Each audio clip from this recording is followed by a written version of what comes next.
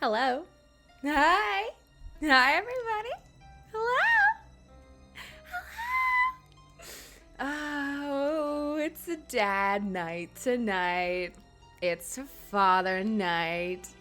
I hope you all have been enjoying the spooky music. Yeah, happy Tuesday, y'all. Hi, Kat. Hi, Constantly Cleric. Hi, Assimi. Grace. Hi, Grace. Hi, Grace. Oh, Grace knows there's at least one excellent dad moment tonight. Perfect. Perfect. Hi, Hannah. Hi, Uvula, Roanoke, Epona Dragon. I was saying, hi, under 15. Can I beg of you, is there a different name I can call you? Sorry. But hi. Nikki the Leo. Nikki. Jambidextrous. First stream. Hi, Jambidextrous. Is that under 15? Did I already say under 15? I don't know. Kiwi. Oh, so yeah, I've heard that Kiwi Parfait and Turnabout Mary cannot make it tonight. I wish you guys good luck in your. Well, I know that Mary has PSATs, or is that what you said? I think that's what you said. Yeah. So good luck. Good luck. Jesse's here. But anyway, hi Baconfish. So yeah, but I hope you've been liking the Halloween music. I started watching Haunting of Bly Manor, and I had to stop because I'm scared. It's scary. Oh, it's scary. But yeah, the little girl has a doll house that's like a replica of the manor, and it's got like dolls that look like the people in the house and dolls that look like absolutely horrifying monsters. And I'm like, I can't do this. Why is everyone giving these little girls replicas of their houses so that they can put ghosts in them? Anyways, yeah. So welcome everyone. Welcome Clavier. So yeah. I just needed dad tonight. Oh, I'm so excited. But yes, let me say, I already notified Instagram. So let me say, tell me Twitter is live. Okay, so let's talk about where we were. So what happened last time was Kay, we were in Miles's office, and then Kay came in and was like, I'm fucking dead. Hi, Froggy Rose. But she was like, I have memory loss. I don't remember anything. And so we are now trying to find a way to get her memories back. But also, she is now suspected of murder because there was someone holding her promise notebook. This lady who died, Dr. Young, had written a note to Kay as well. Where's the note? Yeah, had written a letter saying, I'll get back your most precious memory, and then died. This is the old chateau music from Pokemon. Oh, I love that game. That was, I think, my second Pokemon game after Soul Silver was Diamond and Pearl.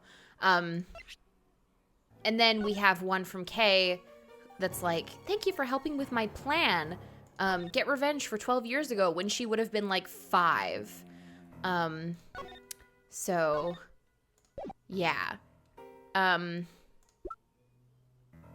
We met, yes, thank you, Asimi. We met Blaze DeBest, and he was weird as all hell. He had a fucking foam 6-pack in there. Oh, right, yes, okay. So right now, Kay ran off because they suspect her of murder. And she's like, I'm ruining everyone's life by being here. And then Miles chased after her because that's his fucking daughter. And he also slammed his prosecutor's badge down onto the table and said, Justine, fuck you. I have more important things to deal with right now. And so now we're here. He sprinted back to his office and was like, she's not here. And then Ray was like, well, I can help you.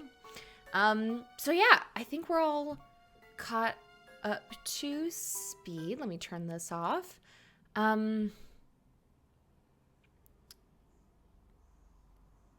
You met Senior DeBest. Did you reach the end of the story with his son? No, all we know is that he's Sebastian's father. That's it. That's it. Please be super careful. Like, that wasn't a spoiler at all. It was just like, I already knew he was his father because the game told us. But yeah, guys, please be super careful with your spoilers. Just as a heads up. It's not a spoiler. No. Don't worry about it. But yes. It might. So, oh, hi, Smooth Brains. I don't know if I said hi to you. But yeah, I think, guys, we might be ready to go. With that, everybody ready? Let's go. Okay, April 5th, 6:42 p.m. Grand Tower viewing platform. It seems it's already dark. Still open on the day of a murder. You gotta admire their capitalist spirit. No, you don't. But there's no one here. Looks like we've got the place all to ourselves. To prove Kay's innocence, I'll need to investigate her lost memories. Oh yeah, so in the Discord, I don't know if everyone here is in the Discord. Many people here are in the Discord. But I was posting a couple days ago because I can't stop thinking about this video game. I posted a few days ago that my theory is that Tony, please do the sauce thing with her. Oh, the sauce thing. Okay, I'll wait until he asks for a hug to do the sauce thing. But I posted a theory that Kay's promise book is the way we're gonna get her memories back, and it's like something specific in the promise book because Jill, the victim, was like, I'll get it back for you, your most precious memory. So we'll see if that is anything. But yes. I'll need to investigate her lost memories. Hey, let's go, Miles. We can investigate the roof as much as we want. Let's do what we can. Okay. Hi, Mika! Oh, I'm so happy you could join us. Okay. Do what we can, huh? I suppose that's all we can do for now.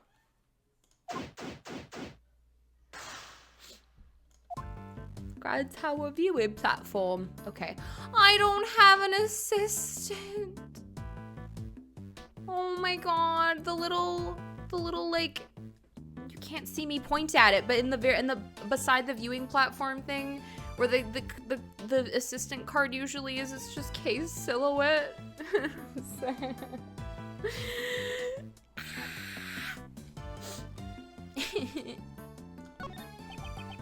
It's a statue of a creature with the body of a lion and the beak and wings of a bird.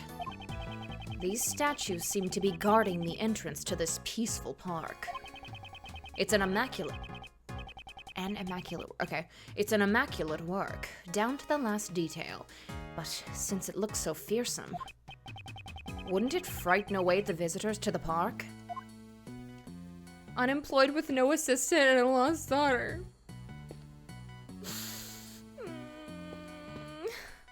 Okay, this is the cherry tree case saw the person under. It's a cherry tree with with branches spread wide. The flowers are nearly in full bloom. According to Kay's testimony, before she was pushed, she was standing under the cherry tree. Ro's here. Hi, Ro. What's up? Ro on Twitter was getting... Where the fuck did that exist? What? What? Excuse me? Can I investigate, please? Thank you. But Ro on Twitter was like, oh my god, you guys are already here? So like, and people have said that, oh, hi, Koi Doodles. The studying for an upcoming test tomorrow, but I need Dadworth. I feel that. But I was told that this is like the best case of this game. So excited. Hi, I'm here to cry and hate. Oh. Alright. It's a statue of a pony, sparkling in the twilight. The statue has wings. Perhaps it's a Pegasus, the flying horse of myth. No, there's a horn on its head. Could it be the legendary unicorn? But I thought unicorns didn't have wings. What's this? There's a plaque at the bottom. It reads Twilight Sparkle. The title of this work is written on the plaque. A magical contradiction. I suppose the only part of this work I was able to understand was the contradiction part. Wait, was it actually supposed to be a My Little Pony reference?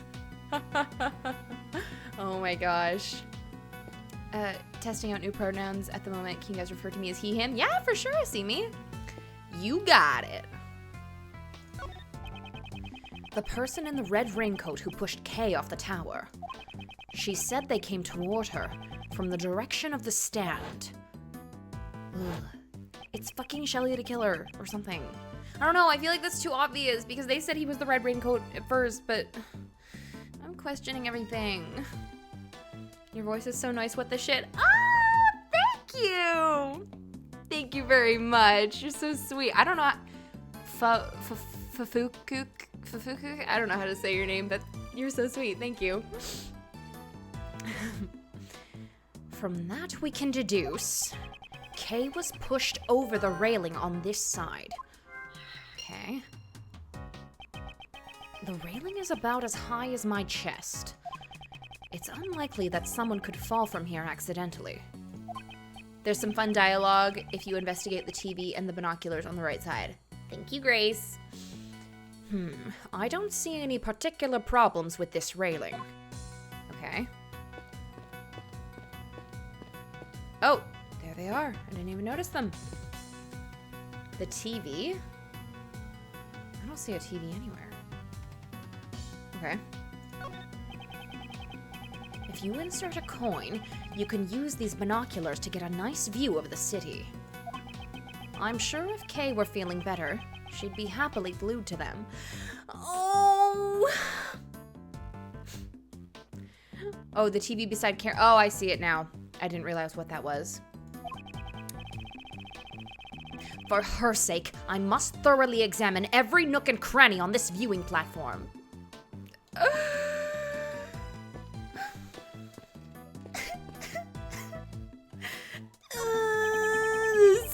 This TV seems to be used for showing advertisements for the companies at the Grand Tower. Right now, it's just showing regular television programs, though.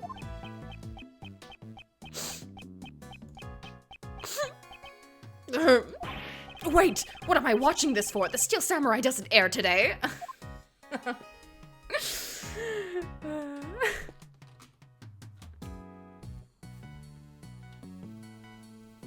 Hello, can I speak to you, please? Thank you. Miles Edgeworth, so we meet again. What are you two doing here? Well, we came all this way, so I thought we'd buy some cotton candy. And what about you? You want folks to get the wrong idea about you? Do not worry, I will decide my own actions. You're just a no-good ex-prosecutor. It's no wonder you got the axe. Wait, what? You got fired? You needn't be concerned with what happens to me. Are you sure? Oh yeah, what happened to Kay? Don't talk about it, he'll cry. He'll start crying. Huh? Was there some sort of trouble between you two? Author, hello! Anything I can do to help? How about an injection? It's fine. Are injections her answer to everything? Oh, right. It's getting cold, isn't it? Let's go home. Well then, Mr. Miles Edgeworth, let's meet again soon. Okay. Yes, there's a pony who's named Scootaloo. She has a scooter. She's a little Pegasus who can't fly, so she has a scooter. She used her wings to propel her. God. I worked on that television show, okay? It was only for like half a season, but I worked on it. I know the ponies. I say this as if I didn't fully watch the first fucking 6 seasons just by myself of my own volition. Oh, wait. We already did this.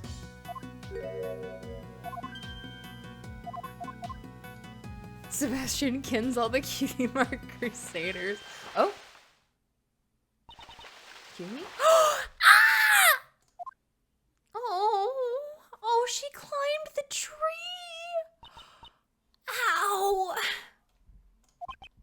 Kay? Don't mind me. I was just admiring the view beneath the tree. Did you just fall out of that tree? I didn't mean to fall. My foot slipped. Okay.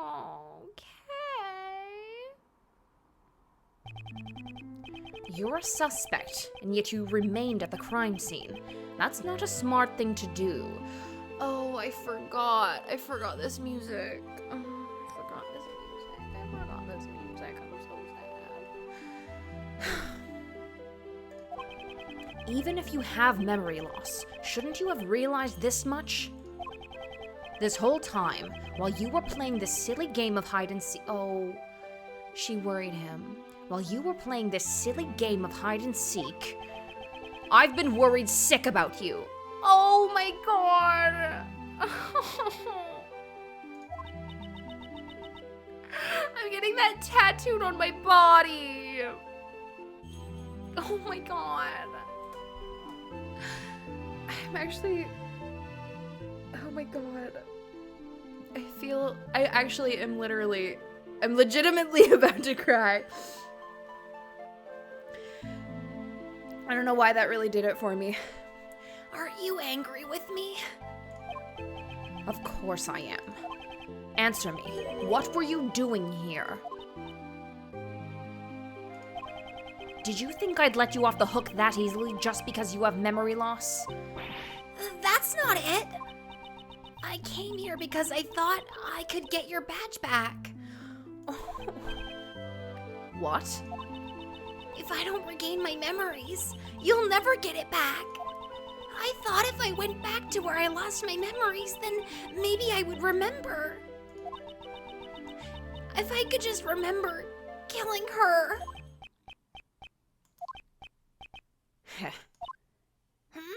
The head tilt, the little head tilt. Yeah, Mika, they care for each other. No.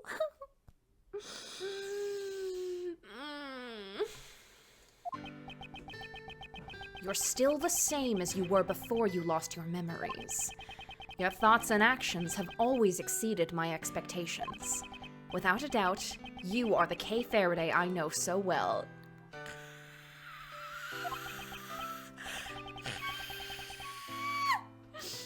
However, I cannot approve of your recklessness. You never have. You never have. I understand. Cut. Excuse me? You get 0 style points, Miles, or more like negative points. Here's how it's done. Kay, would you like to try my new barbecue sauce I concocted last night? It's honey garlic flavored. Oh, okay. Oh my god.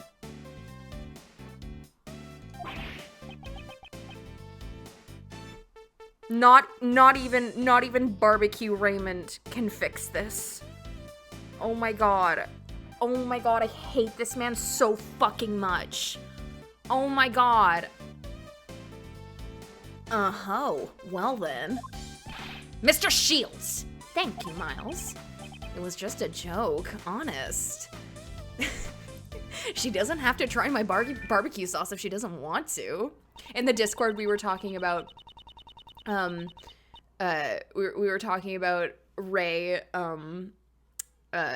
instead of being an absolute fucking creep, he makes barbecue sauce on the side. So instead of asking for hugs, he's like, do you want to try my new flavor? Do you want to try my new recipe? And I think that's far superior. We interrupt this program with breaking news about the Grand Tower murder case. The police believe the culprit is a teenage girl who was present at the crime scene. She remains at large as the police continue to search for her whereabouts. Yeah, Miles is gonna throw Raymond off this building. Huh? Oh dear, this is getting pretty serious. Yeah, Nikki. Apparently you can knock people off this building, according to Kay. So let's try it out with you, shall we, Raymond? Well, gang, what's the plan? We don't have much time. Indeed, it's only a matter of time till they find us here. So then, why don't you tag along with us for a while, Kay? just cause trouble for you again. It pains me to say this, but I've got nothing left to lose at this point. Mr. Edgeworth? That settles it. We're all in this together now. We're all in this together. Miles, you're in charge of proving Kay's innocence. Failure is not an option. Yes, I understand. Kay, I want you to help Miles with his investigation as much as you can. Yes, I'll do my best. Let's be quick about it, before the cops find us here. Unlike some people, Uncle Ray still has a lot to lose. Sheesh, if I lose the law office, I'll never be able to face Gregory. Barbecue Ray cans save us. Thanks, Grace. Thanks, Grace. This man, I'm glad he's on our side. Okay. Hi, sweetheart. How are you doing? Oh, the music again. Yes, can I help with something? Memories. I came back here because I thought I might remember something. Could you again go over what you told me before? Well, it was raining, so I stood under the cherry tree to take shelter. And then a person in a red raincoat appeared. That person pushed me and I fell. Can you tell me anything about the person in the raincoat? I'm sorry, I don't remember that much. No, wait. As the person approached me, I saw the moon just over their shoulder. The moon? The moon? Yes, that's right. It's just a faint memory, but I think the moon was in the exact spot as it is now. Well, that makes no sense. It was just floating just above the cherry tree. She could see the moon behind the figure in the raincoat? Interesting. This is a new piece of testimony. I'll be sure to keep it in mind. Okay. Have you guys seen the Venn diagram that has Sharpay and Ryan and Miles and Francisca and Azula and Zuko? Yes, I have. It's the best Venn diagram ever. Yeah, Fan and Ray versus Can and Ray. Fan and Ray so superior.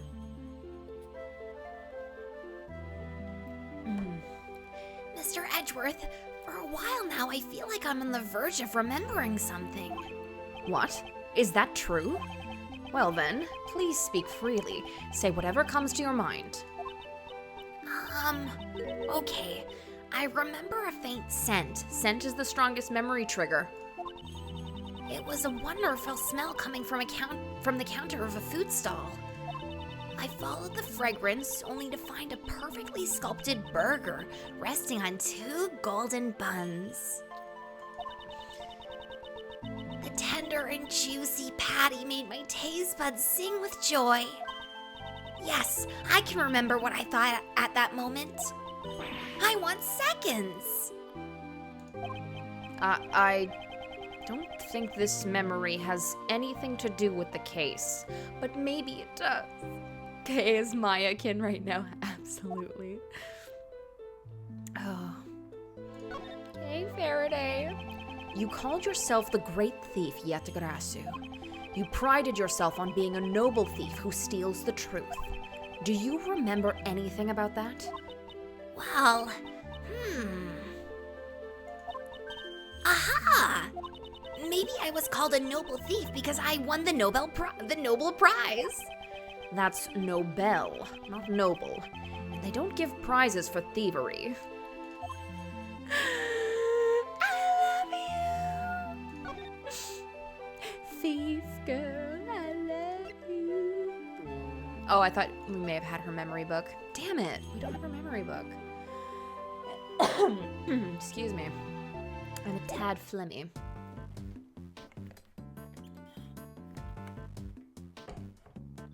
Right. They give prizes away for thievery if you steal them. Certainly do. What is Heaven's Tier? Yo, sir, how about some heavenly cotton candy, Heaven's Tier? Heaven's Tier? Did they name them after the shape of the clouds you can see from here? We tear a regular piece of cotton candy in half and then sell it without changing the price. That's why the name is Heaven's Tier. We tear the costs in half while crying tears of joy. If the customers knew that, they would be crying tears of sorrow. Amazing.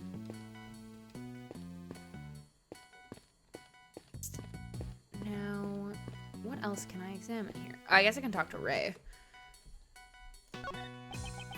I can't believe this incident is already on the news. I wonder how they got wind of it. It was fucking Justine Courtney. Maybe they're doing a live report from that helicopter over there? Uncle Ray's gonna be on TV. Miles, make sure you tune in. What is he thinking at a time like this? Arthur, you're gonna make me cry again. Arthur, you're gonna make me so... Oh wait, we have logic. We have logic in our brains because we are Mr. Edgeworth.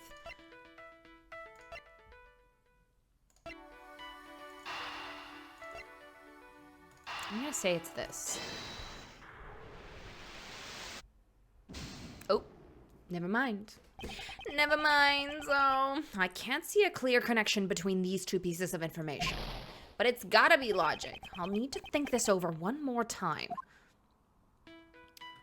Person in the raincoat came over from the stand and pushed Kate over.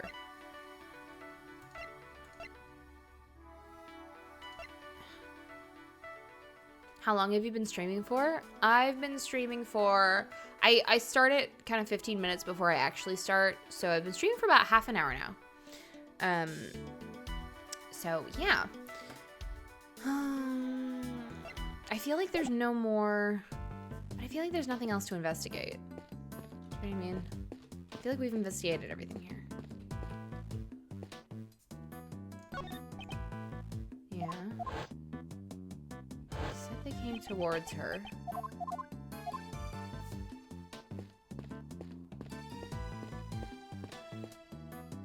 Oh no, stop. Oh my god, Mika. Oh my god, stop. Miles keeping Kay's badge tucked safely in his pocket and sliding his hand to grip it tightly whenever he's in a predicament. Ah!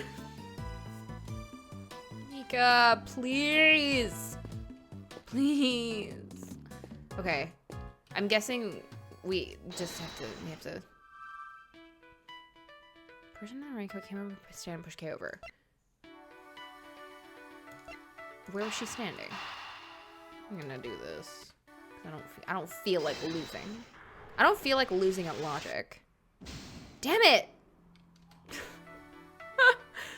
It's gotta be logic, though. It's gotta be logic. She saw the moon behind the person in the raincoat. It's in the same spot.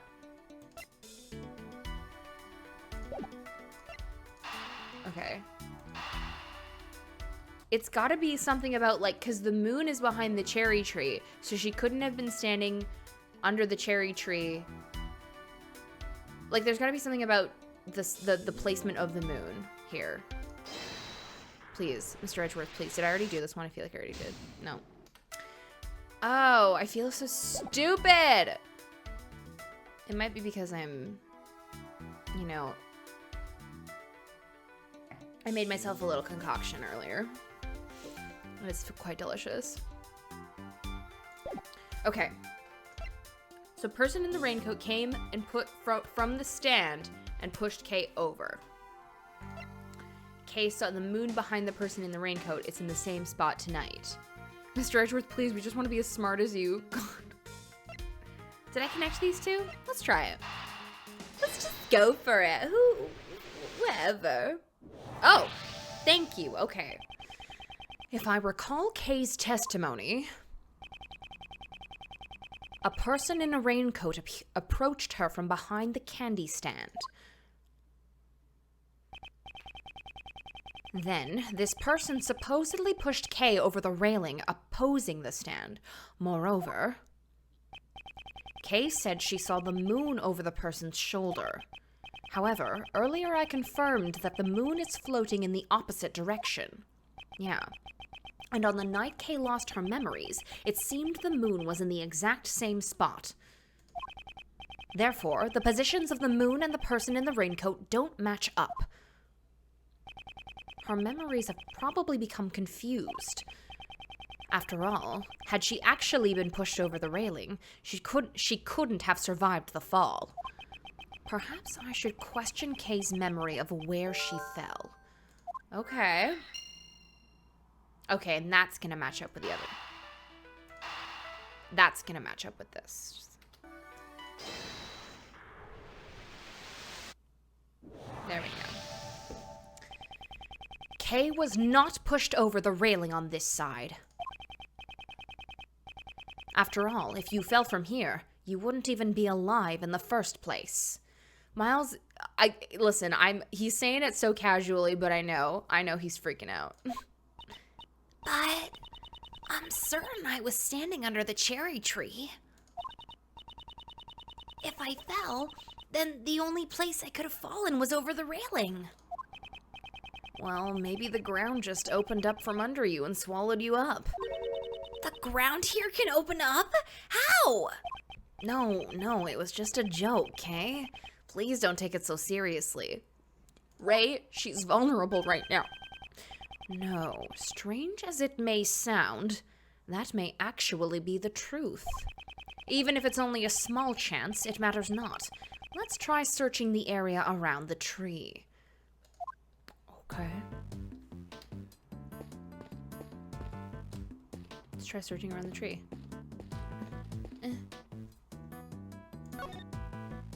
Yeah, Ray, you gotta use a /J, man. Okay.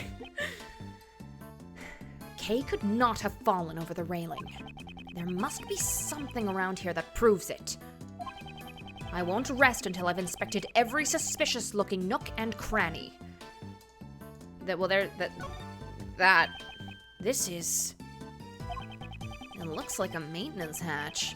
Kay, maybe you fell down here.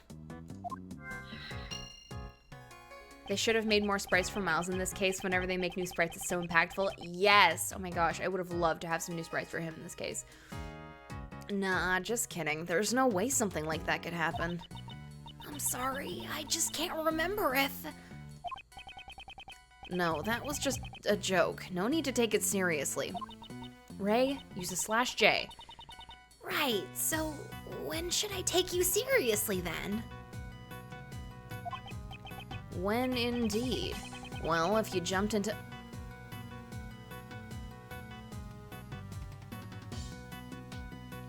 If you tried my barbecue sauce and I really, really just needed an honest opinion from you, I've been looking for the new taste that's really gonna light my barbecue sauce line on fire, and I need you to really be honest with me about what it needs.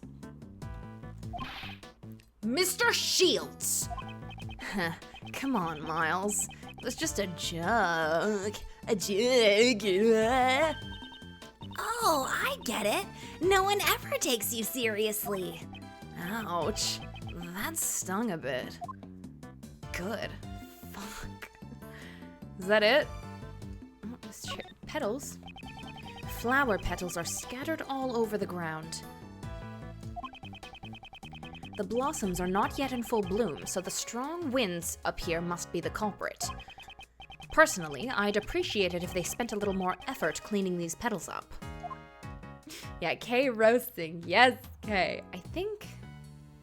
Is that all? No, okay. Is that everything to examine? I already checked this area. Okay.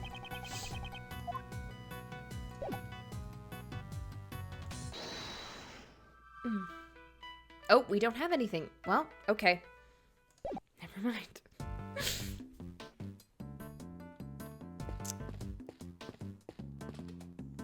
Where did you fall? Your music breaks my heart.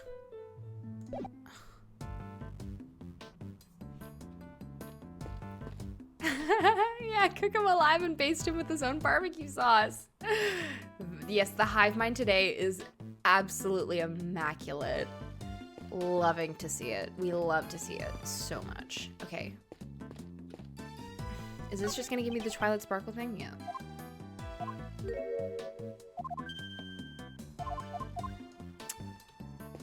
Ba-na-na-na.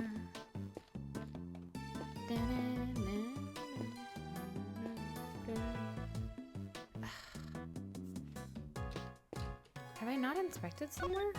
I can't believe this is already in the news. Miles Edgeworth, I'm not as smart as you.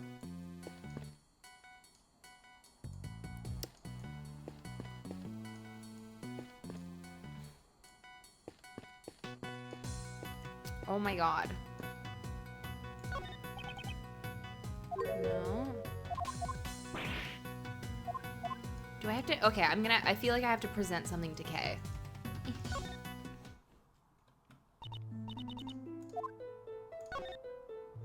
Let's present to you the victim's letter. How about that? This letter, it's a promise I made, right? If you can call conspiring to commit a crime a promise, then yes. A crime? But I was the one who wrote this letter, right?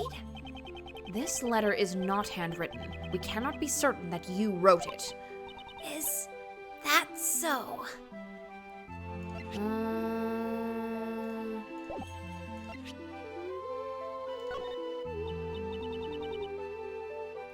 I am terribly sorry.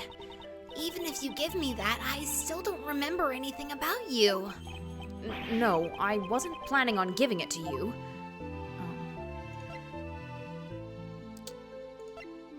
The person who wrote this letter is definitely smarter than MVK writing detailed murder plans by hand.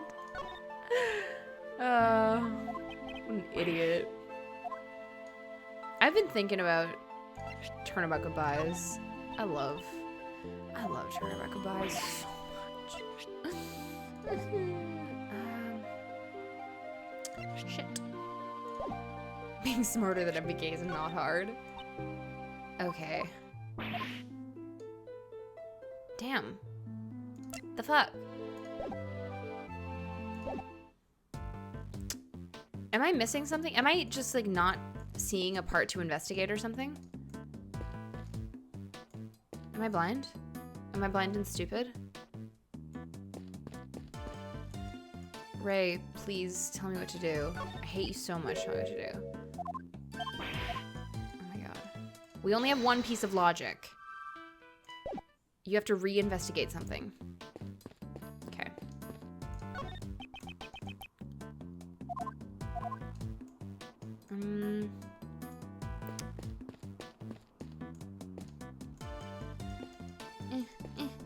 Mr. Edgeworth, stop it. If you insert a coin, you can use these binoculars to get a nice view of the city. Okay, but Kay's right there. She would love them. Okay, TV? Oh, there we go. Okay, TV. Yeah, Miles constantly. Ray, I hate you. Help me. We're seeing live footage from the 50th floor. The investigation will continue throughout the night. The 50th floor? Isn't that the meeting room of the PIC headquarters? That's right. We see the shadows of the investigators behind those blinds. Uh-oh. Looks like making a clean getaway just got that much harder. It seems we have no choice but to cleverly evade the eyes of the media. Maybe Uncle Ray should have become a spy instead of an attorney. If worst comes to worst, I may have to use Mr. Shields as a decoy. Miles, just now, you were thinking of something terrible, weren't you? He was thinking of something smart. I won't rest until I've inspected every suspicious blah blah blah blah. Nook and cranny. We're seeing live footage from the 50th floor. The investigation will continue through the night. The 50th floor? Isn't that the meeting room of the PIC headquarters? That's right, we can see the shadows of the investigators behind those blinds. It looks like they're still investigating the meeting room. As the reporter said, you can see the investigator's shadows moving around. There is a huge contradiction in this image. I don't see shit. I should present that piece of evidence.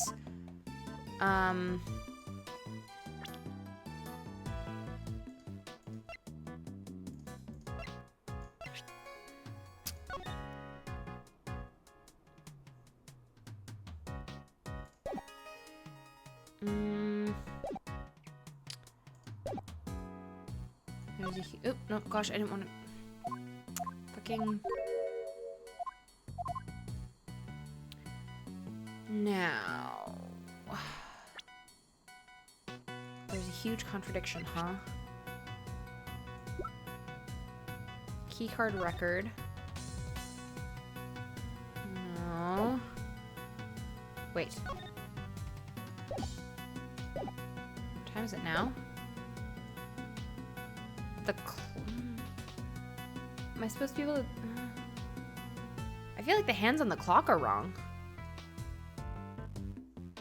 I'm just... but I got it... Here, if I examine this... Does it... This appears to be a live broadcast. In other words, what we see on the screen is how the Grand Tower looks at this very moment. Does that mean we can be seen on the TV too? No, the camera's just too far away and it's too dark to see us clearly. There's no need to worry. It certainly would be bad if Kay were to be seen on TV right now. Okay, I only get that... Okay, I only get the contradiction thing on the 50th floor thing. So, I'm gonna guess that it's something here. I just love how Tony went, I have to present something? Mr. Edgeworth, what the fuck? Yes. I hate it when Mr. Edgeworth makes me, like, actually play his video game instead of just letting me watch him do it. Ugh. The contradiction is found here. Okay, it's gotta be here, because this is the only part where he says, I feel like cross-section of tower and overhead view of the platform. PIC meeting room. Candy stand.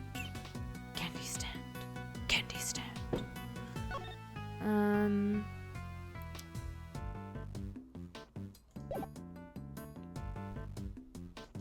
There's no one there, though. I feel like that's the contradiction. Like, there's no one there.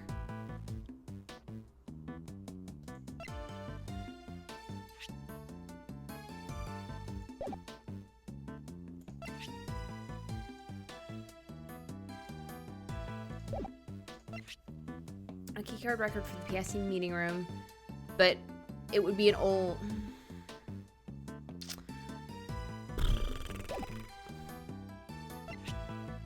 Keycard for entering the meeting room was in the victim's possession.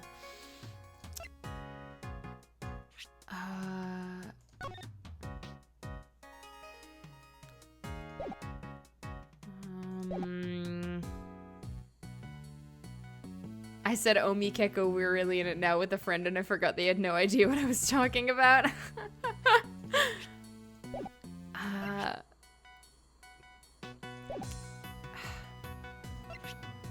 Letter.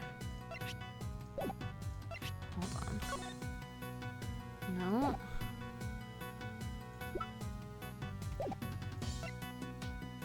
Wait. Cause of death, stab wounds to the left chest, head wound was post-mortem.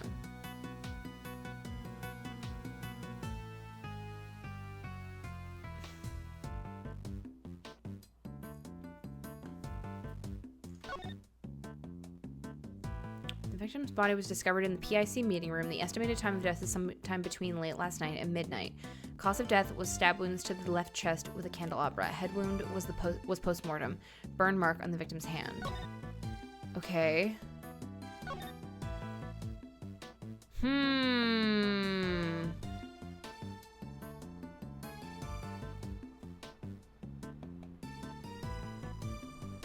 I feel like it's something to do with the time, because the clock is like at something. I don't know.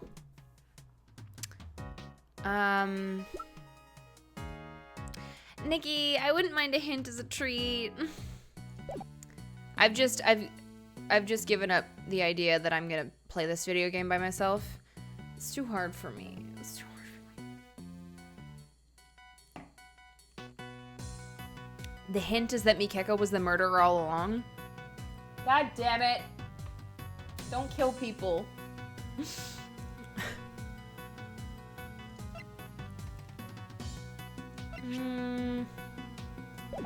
I feel like, you know what? I'm gonna do this, and I'm just gonna... Well, why would it be the pamphlet, though? What? Something about... Yeah, the number of floors lit up, but it's on the... Something to do with the number of floors lit up. Okay. Oh, wait, that's a floor up there? Wait, that's a floor up... Hold on. That's a floor? On the top there? Is this the 49th? I thought that was the 50th floor. Okay, hold on. Yeah, okay. Do you know how many floors this building has? Of course, 50 floors, right? Just above the place where the PIC conducts their practically illegal cover-ups. Couples are wishing for love. Kinda ironic, don't you think? So, what's this dark area above the 50th floor? Maybe it's the Tunnel of Love. Those are always dark, eh? The viewing platform we're on now should be directly above the PIC meeting room. However, the late-night investigation is taking place 2 floors below us. This is a clear contradiction. Was there a mistake in the pamphlet?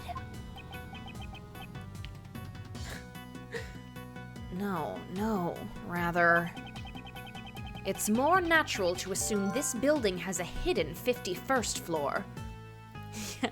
Miles leans close to the camera like a kid, so like, do you know how many floors this building has? Come on, you can do it. Please do it. I'm sorry, I thought that was just like a solid block. I thought it was a solid block of shit. I didn't see it. It's more natural to assume this building has a hidden 51st floor. I see. So that's where the Tunnel of Love is. Okay. I love you, sweetheart, but never listen to Ray. Aw, she's so pure and gullible. It's breaking Uncle Ray's heart. Then why don't you take this opportunity to be more serious for once? You just don't get it, Miles. I joke around to make things easier for you. Miles gently placing his hands over his ears whenever Ray speaks. Kin. Or not so gently placing his hands over Ray's mouth whenever he speaks. Miles needs to do that because I can't. On the contrary, his painful jokes only make things harder for me. Yeah, Ray, get a better coping mechanism. Okay. Held on a hatch. Is there... This has to be. This has to be. It has to be. It has to be. It must be. Here we go. An extra floor between the 50th floor and the viewing platform. Why didn't anyone notice it? Hi, Matina! Hi. Normally, you'd notice it. I mean, how can you hide an entire floor? That is where the problem lies. No one noticed something that should have been easily noticeable. In other words, it must be impossible to access the 51st floor through normal means. I see. Maybe there's a secret portal or something. Okay, now's not the time to be thinking with portals.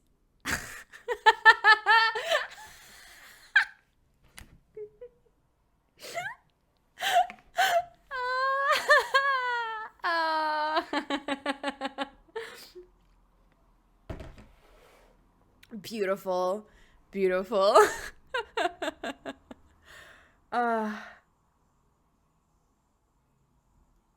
K is a shell Kenny, yeah. That was great. Miles epic gamer Edgeworth. The translation team was like, hey, they're gonna love that. And they did. They did. Listen, I love to just be entertained. Like, like, even if I see, like, something coming, it's like, I don't care because I'm entertained. Or, if something makes me happy, I'm entertained. And that was great. That was just something simple that made me happy. I'd like you to recall the hatch at the base of the cherry tree.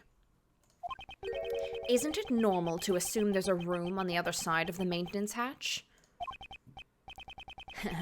Uncle Ray likes where you're going with this. Let's hurry and check it out. There we go. Now, let's see. This is... Looks like there's a lot of stuff down there. Is this what they call a storeroom? There is no doubt about it. This is where Kay fell down. Of course. And with this, the mystery is solved. No, not yet. We still have the mystery of the person in the red hood who was walking in midair. Now, let's not get greedy, shall we? Raymond makes a joke, Tony about 30 feet back. Ha! I get it! That's only with some jokes, though. Most of his jokes are shit. They're poopy. They're just gross. Stop calling yourself Uncle Ray. I'm going rabid. Yeah, thank you. Thank you. I fucking hate that he does that. It's creepy as hell. They really wanted to play up the gross uncle, huh? Now, let's not get greedy, shall we? Tony holding Kay close, staying as far away from Ray as possible. Haha, true. Yeah. No. We found the storeroom, so let's wrap things up here. I suppose you have a point. It does seem to warrant an investigation. Oh. Who is this? It's got to be someone we... It can't be Courtney. She would never exclaim this. Maybe is it Sebi? Or maybe it's Mr. DeBest. Mr. DeBest Sr. Let's try that. Well, if it isn't Biles Edgeworth. Oh, no, it's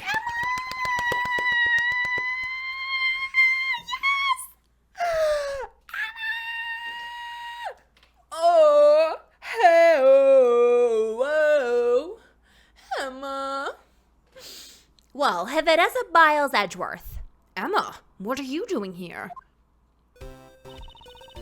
I heard about the case from Detective Gumshoe. Since I was already in the area, I thought I might as well check out the crime scene. Kicks Ray off a building. Emma's here! This girl's name is Emma Skye. She's a high school student studying in Europe to become a forensic scientist. She's the younger sister of my former boss, and a witness in one of my trials 2 years ago. Your voice for her is so cute. Thanks, Ro! I just give her just a little bit of sinus issue, you know, like a nerdy little kid. Detective Gumshoe told me everything over the phone. He sounded really upset. He said you lost your badge at the Grand Tower and Kay became a mummy. Yeah, I keep thinking to the part of the stage play where Mal starts freaking out about 2 teenage girls on a crime scene. What if they get hurt? Yes! Oh my god, Grace. I am always thinking about the bit in the stage play where, like, Kay gets, she, like, falls down the river or whatever and they're looking for her and Emma comes in because Gumshoe called her and Maz is like, this is not a playground for children. And then Emma comes up to him and she's like, all right, Mr. Edgeworth, let's investigate. And he's like, okay, yeah, I would love your help, Emma. Why don't we start with the body? Like, he doesn't want to disappoint her or make her sad. And it just, so good. I also feel like I should turn the music up a bit. It looks a little bit quiet on the radar. On the readings, I mean. Anyways, yeah. Yeah, Grace definitely put a link to the stage play in the Discord. Okay, but please calm down. I thought you left for Europe just a few days ago. Don't tell me you've come back already. Yep, And I've brought my teacher from abroad, too. He needed an interpreter, so I volunteered to help. If your teacher cannot speak English, why aren't you with him right now? He can still communicate with people. Don't underestimate the importance of body language. The men out here don't like a lot of blabber. They think a girl who gossips is a bore. Yes, the Latin's much preferred for ladies not to say a word. And after all, dear, what is idle prattle for? That doesn't really count as a language. But enough about that. What happened to Kay? Is she all right? Oh. My, what a good friend. Isn't this great, Kay? Yeah. Who are you? Are you Mr. Edgeworth's new assistant? On the contrary, I'm Ray Shields, head of the Edgeworth Law Offices. Edgeworth Law Offices? Wait, you mean like defense attorneys? Mr. Edgeworth, when did you suddenly become an attorney? No, it's not like that. Now that I think about it, it is a rather complicated working relationship. Don't sweat the details. Let's start with an introductory sauce tasting. I've got this new flavor that nobody's ever tasted yet. It's sweet chili heat. Why'd you become a defense attorney, Mr. Edgeworth? Hey, don't just ignore me. I need public opinion on my sauce flavors. Because I don't approve at all. Well, why don't we continue this conversation down below? Fan and Ray's the cool gay uncle that takes you to Costco. Yes! He's waiting he's waiting for the day when Costco sells his brand of barbecue sauce. Emma's not interested in his barbecue sauce. So tragic, I know. How will he ever get the perfect recipe if nobody will try it? That's right. The police could arrive at any second now. Mr. Edgeworth, who's she?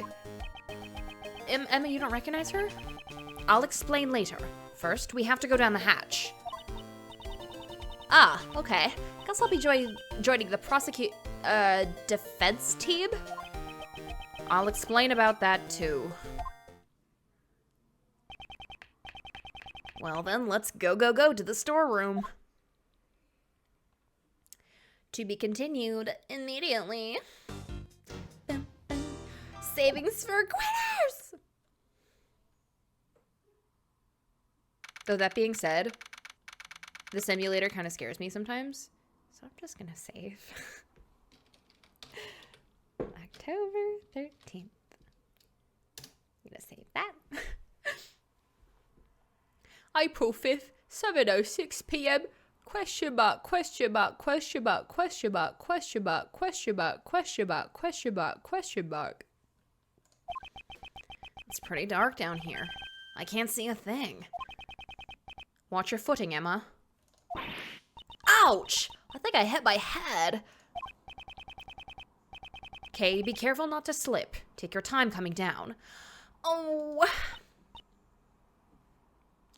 Oh. Ah, okay. He's worried. The light switch should be somewhere around here. This is... The hidden 51st floor is being used as a storeroom. Oh, he's probably holding her hand and helping her down. Oh, no. Probably.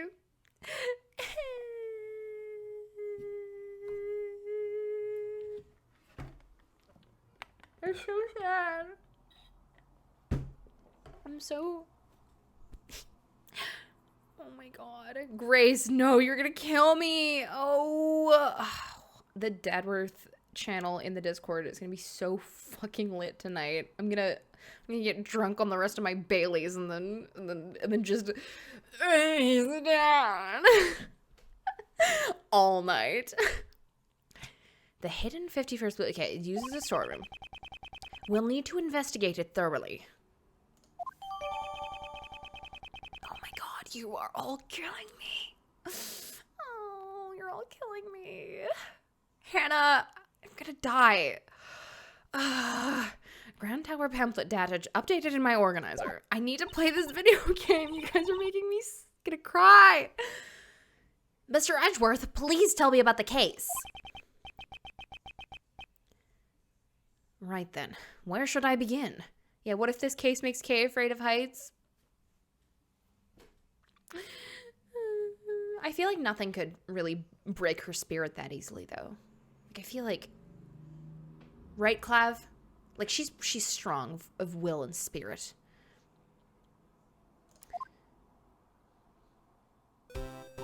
I see. This is certainly a serious situation. Why does she look like she's having so much fun? Looks like you're an abide prosecutorial attorney, Edgeworth. I'm not a defense attorney, nor is there such thing as a prosecutorial attorney. This looks like a job for science. Don't you worry, I've got everything here in my bag. Are you sure you're up for this, Emma? Of course! So, once again, it's good to be working with you, Mr. Edgeworth. And I'm glad to be working with you as well. Looks like we've got ourselves another cutest...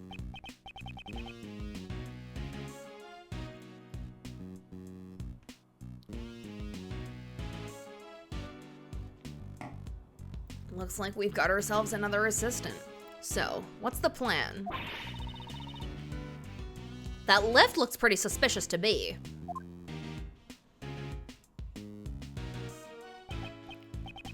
How do you do that voice? It's so good. Which voice? Which one do you mean, Constantly Cleric? Looks like we've got ourselves another potential sauce taster. Tony taking a sip of alcohol instead of dealing with Ray is a whole mood. It's the only way to deal with it. I can't. It's been, I don't know why, like right now, it's so constant. Like he can't go a second without saying something nasty.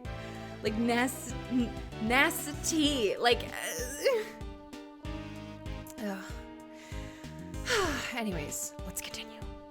It looks like it goes down. I am curious as well, but first we should investigate this room. The Emma one? Oh, I just kind of like, you know, it's not like a plugging your nose thing, it's just like closing your nose part of the back of your throat. Do you know what I mean? Like, almost like holding the back of your tongue closed so that no air escapes your nose.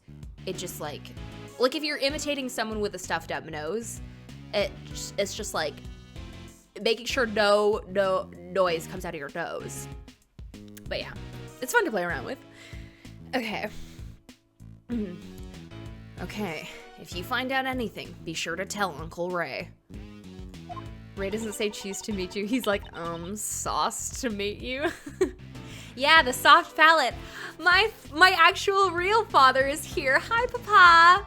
I'm glad you're able to come for this video game, which is a different one, where we call it Dad Tuesdays, because this guy on the left is her adopted dad. He fully adopted her, and this case is about her losing her memories. So we're all very concerned about her. It's truly Father Tuesday. We have all the dads here, real and fictional. It's fantastic. But yes, the soft palate, that's the word I was looking for. And if I remember something, I'll let you know. Yes, please do. Emma? Roger, I'm ready to support. Well then, let's begin the investigation. Okay. Bye, Mika. Good night. Okay.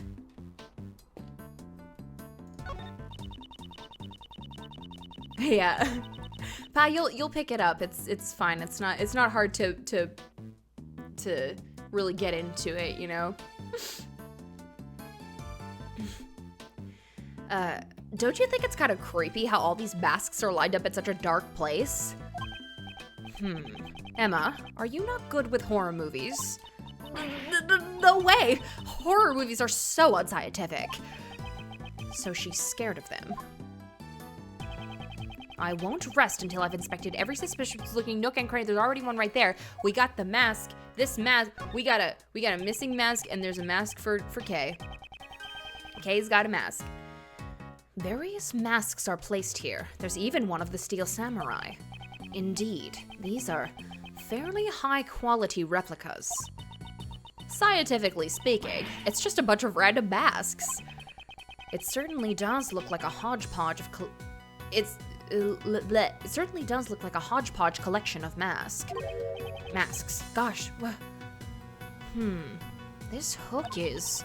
It looks like a hook to hang a mask from. I wonder what mask used to be here. I know what mask used to be here. Is this spot somehow connected to any of the evidence I hold? Yeah, it is. The German ninja mask that Kay had with her. Perhaps it was originally attached to this hook. That sounds plausible, scientifically speaking. In other words, Kay came here? It's quite likely, but for what purpose? Maybe she was going to steal something from this place. A great thief who steals the truth, huh? No, I don't think I can answer that question at this time. Okay.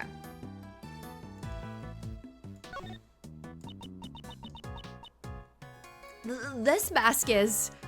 Wait, there's some cute dialogue if you examine all the masks here and also if you present Kay's badge to Emma. Okay, beautiful. This mask is... the mysterious global hero, Audiankapod. I hope I said that right. Why are you so surprised? Mr. Edgeworth, don't you know? Everything about this show is shrouded in mystery. From the production company to the broadcast times, even the merchandise is hard to find. Wouldn't that mean the company simply went bankrupt? It's Captain Saipon? It's Captain Saipon. He's really popular in Europe. All the kids, and even the adults, dress up like him. I think the flower on his head would be a little too much. Oh, okay, Mr. Steel Samurai fanboy. It's a little too much?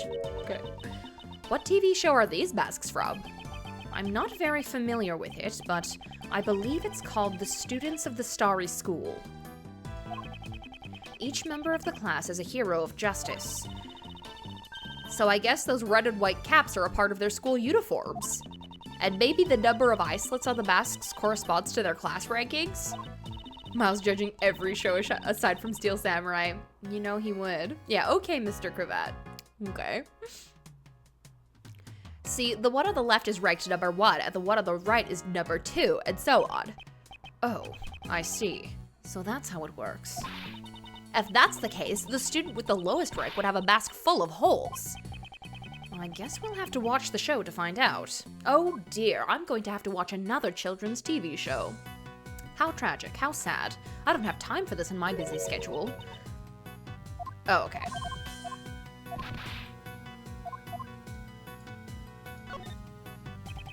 When you think of the heroines from the Steel Samurai universe, she's the first to come to mind.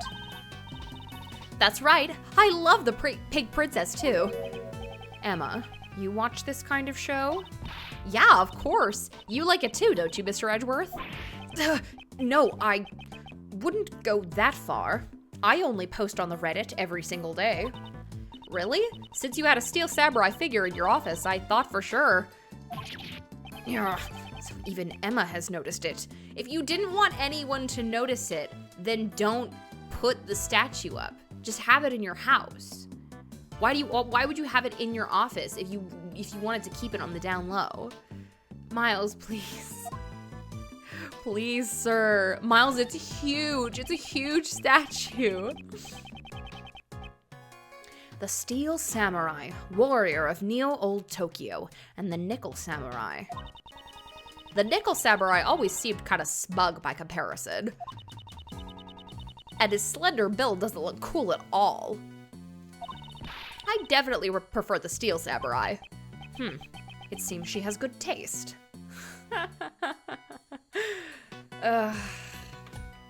It's like me saying I'm not that interested in Ace Attorney wearing my Ace Attorney shirt with my Narumitsums on full display. Yeah, oh my god. Wait, where are they? Oh, here they are. You know, I'm just not that interested in Ace Attorney. I mean, like, I just kind of got these guys, you know, for fun. I don't even know who these characters are. But they, you know, they do be sitting at my desk though, constantly.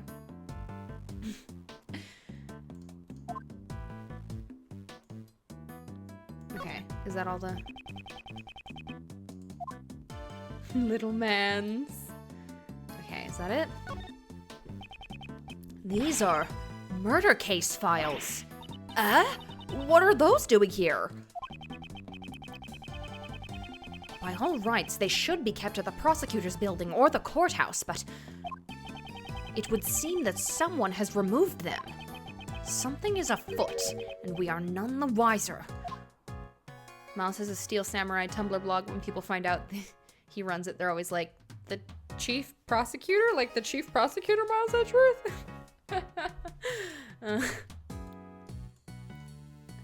Okay. Oh, no, oh gosh, I didn't mean to do that.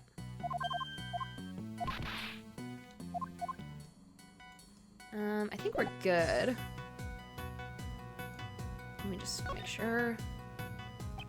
Okay, yeah.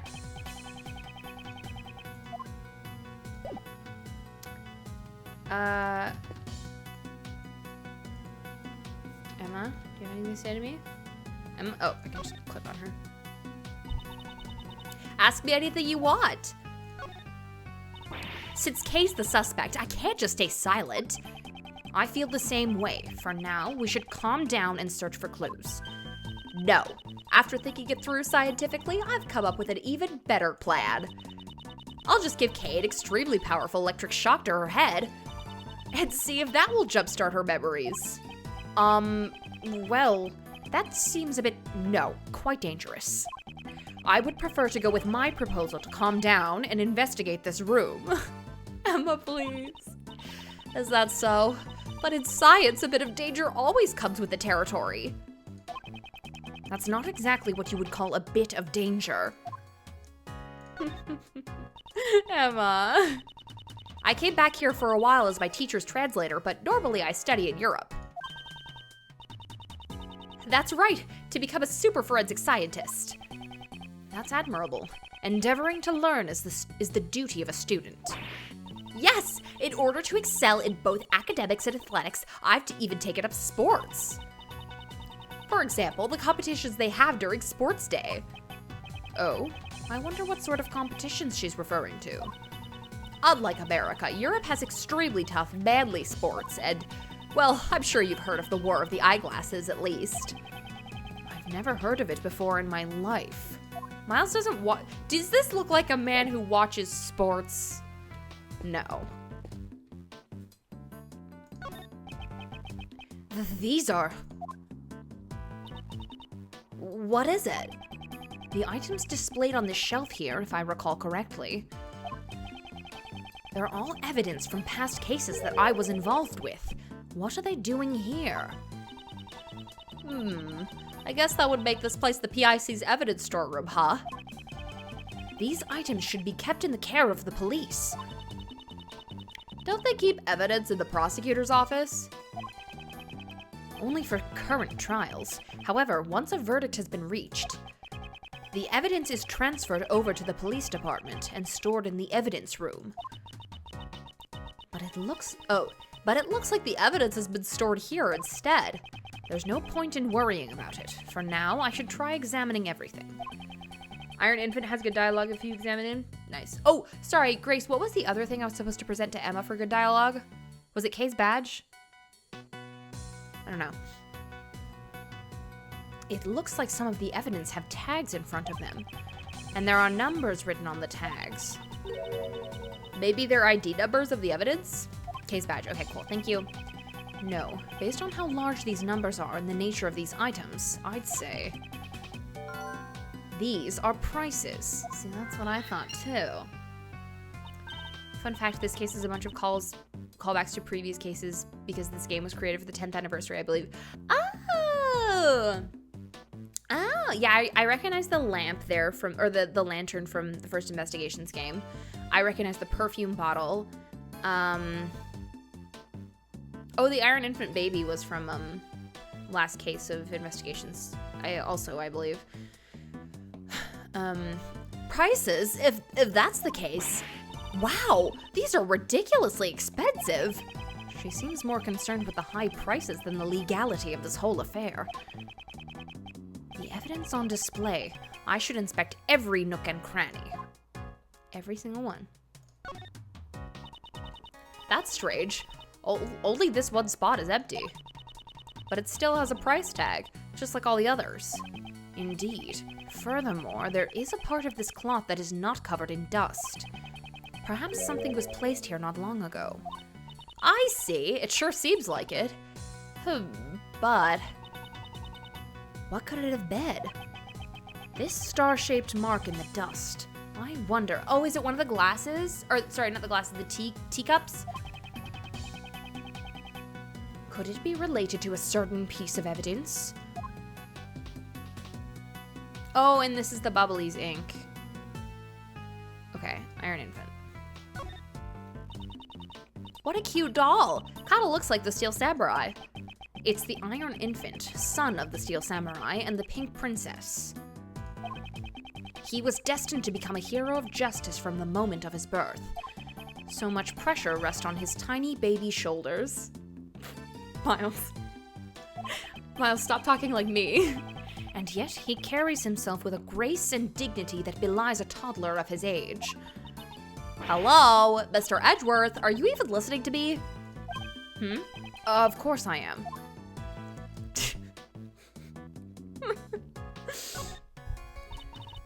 Aw, how cute! This stuffed animal is so fluffy. Miles Edgeworth seriously saying tiny baby's shoulders lives rent-free in my brain. Yes. Oh. That's from Gourd Lake.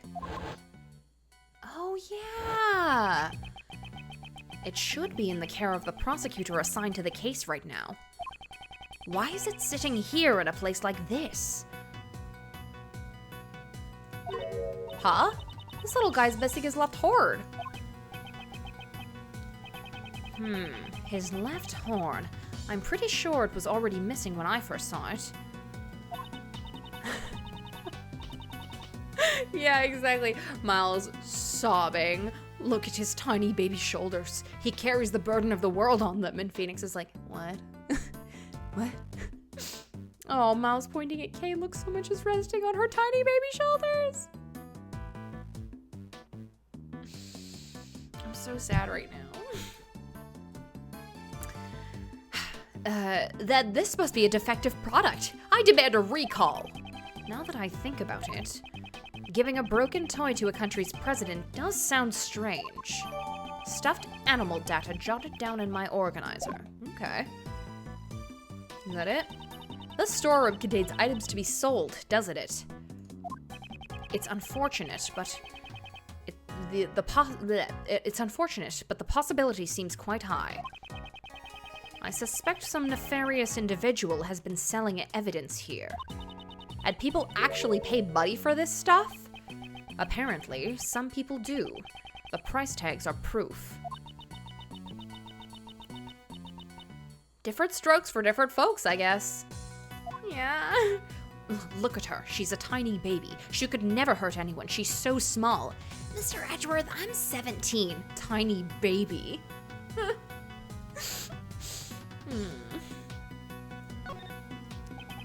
It's a small bottle. I've seen this piece of evidence before in the past. Huh? Is that all? Yes. What more did you want me to say? I need to make a memo. Note to self. Even the most boring objects sound like works of art when Mr. Edgeworth describes them. Ugh. Don't read a memo like that out loud. Ink and a lamp. Both are evidence that I've handled before. They don't have a price tag, though. Why is all this stuff here linked to you? Many of the items here are objects that I've handled just a short while ago. But it's probably only a coincidence that they're all collected here. My tongue's getting tied again.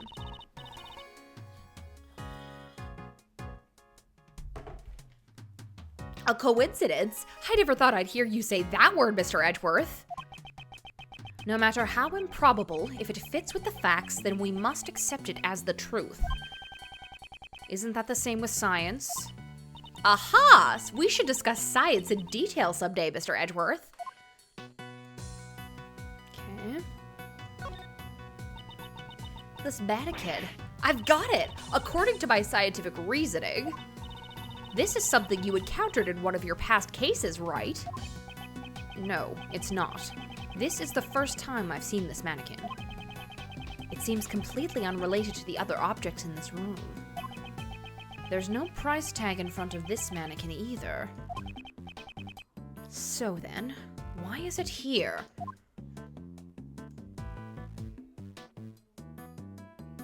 I think that's it. Oh, we have to deduce something? Let's deduce. Let's deduce.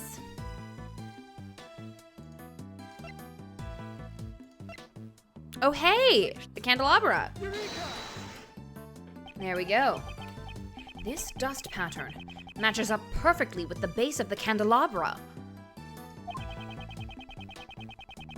It's likely that the killer got the candelabra from this very storeroom.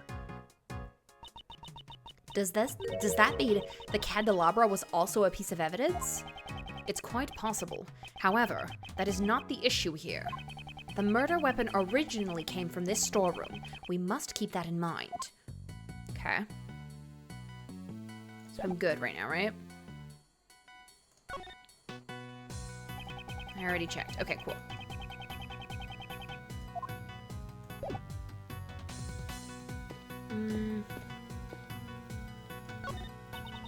Scientifically speaking, this must be a wooden icebox. This chain is tied around it to keep the cold from escaping. Probably. No, Emma. Wouldn't this be a costume trunk? It's made from wood that repels bugs in order to protect the clothes inside. Ah, I see. Of course. That's another possible theory. If your clothes are stored in a cold place, it would be nice and cool to wear in the summer. I guess she's sticking to her icebox theory. Emma, this is why you failed the forensic science exam. There's a transceiver sitting next to all these trophies. It seems they were lined up together on purpose. Looks like it's still got batteries in it. Might come in handy later, so I'll pick them up for now. I'll be sure to put it to good use before I turn it into the police. That sounds just like what a certain great thief would say. Oh.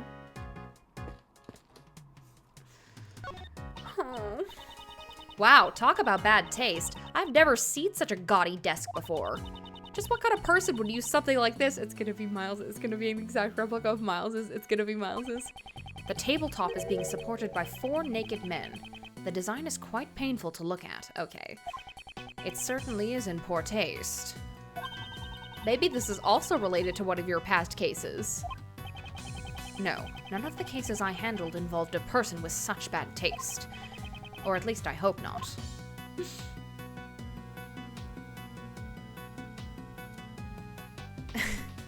I miss my daughter, Emma. Yeah. This is money. There's a huge stack of money piled up here. How unrefined. They're all $100 bills. Talk about big bucks. It's the red-white case. I see. So, how many times your yearly salary do you think this is worth? Leave my salary out of this. Emma, he doesn't have a job anymore. Leave his salary out of this. What's this? It looks like a giant head. If I recall, this is the head of Mrs. Monkey. I believe it was from a case I was involved with in the past. It's impressive how they were able to get such a large object into this room. Mrs. Monkey, huh? That doesn't really have a nice ring to it. Maybe you remember the name wrong, Mr. Edgeworth. Impossible. That can't be true. Miles, chill. Did I examine all this stuff on this? Did I examine this over here? Okay, it's good. Good. Let's talk to, oh wait, let's examine this and then let's talk to Kay. This statue. Yes, is it some sort of new fact? Oh, this is was it? Yeah, this was in the first investigations game, wasn't it? It was the statue they were transporting from somewhere, and they stopped in Zangfa. I don't know. Yeah, it was brought on in Zangfa, I think, but it's a fake. Back, Zach, sup, gamer. No, this is evidence from a case that I was previously involved in. I believe it was called the Alice Red statue. They were supposed to be two of them, one real and one fake, but no matter which one this is, it's unnatural for it to turn up in a place like this. Mr. Edgeworth, you've really seen a lot of cases. Huh. What was that noise? What's that noise? Oh god. Lotta! Lotta! Gotcha! Yippee-ki-yay! I got me a scoop! Eek! Gah! My eyes! Stop it! You ain't getting away from the Great Lotta's camera that easily. I reckon y'all must be criminals. I'ma snap 16 shots before y'all can even say cheese. We're not criminals. Really? You ain't fooling my camera of justice with those words. You are... Huh? Yeah, ain't you that heinous prosecutor from back then? Who are you calling heinous? This is Lotta Hart. She's a photographer I've dealt with during my past cases. I see her distinctive accent and her chatterbox mouth haven't changed a bit. Just look at that face. You're obviously up to no good. It seems she has a bad impression of us. Now it's time to pay your dues. Stand still while I photograph y'all. Love the East Texas. Thank you, Fafa. We only came here to investigate. Lies. You think you can fool me like that? Mr. Edgeworth, she's not listening at all. She seems harmless. Let's leave her be for now.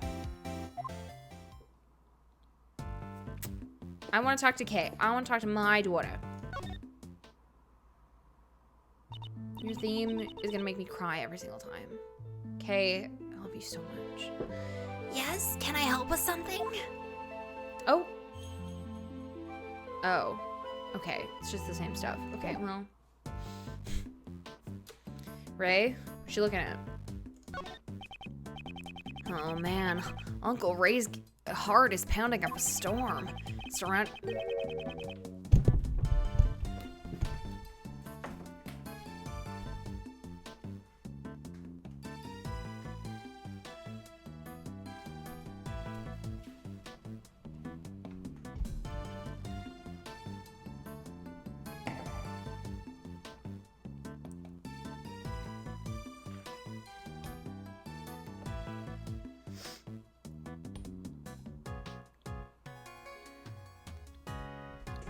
I want this man dead. Mr. Shields, please try to be more serious and less of a gross creep. It was just a joke. Uncle Ray's keeping a... Stop! Oh my god! Can we get Shelly to kill her on the line? Yeah.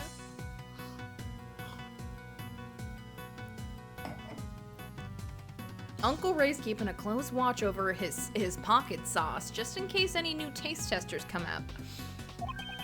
So you can continue your investigation without worry. You watching over Kay is exactly what I'm worried about. Thank you, Miles. Oh my god. My god. I hate him so much. I hate him so much. I hate him so much. I hate him so much. Like, I'm trying to redeem him with the, not even redeem him, I'm trying to make him more bearable with the sauce jokes, but he just powers through, doesn't he? Look! Check it out! This lift has a sturdy platform and solid steel supports. According to my calculations, it should be able to support the weight of 50 Mr. Edgeworths. Why do you know his weight? I doubt there was enough space for that many people. It seems to be used for moving goods. The power of protecting Kay allows Edgeworth to get into the lift. Oh. Oh. I wonder about that. If you pack them in real tight, they might just fit. All 50 of them. Impossible. That aside, there are still some more places in this storeroom we need to examine. We'll examine the lift after we finish our investigation here. Impossible, huh? Then how about 45? No, we might even be able to fit 48 people. Okay. There's the suitcase from the iFly case again as well. I guess we have to talk to Lotta. So, what are y'all fools doing in a suspicious place like this? I was about to ask you the very same question. Why are you here? For the people of the world and for myself. I'm a social justice photographer after all. So I gotta take photo after photo after photo for my big scoop. It seems I won't be able to talk to her normally when she's like this. Okay. Do I have to present her something? Maybe? Do we have any logic? Logic. Yeah, okay. This is pretty obvious.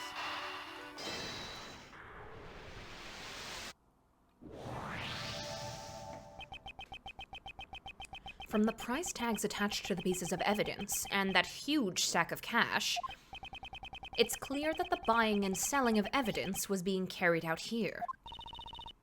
In the hidden 51st floor, evidence was being trafficked. This clearly means something.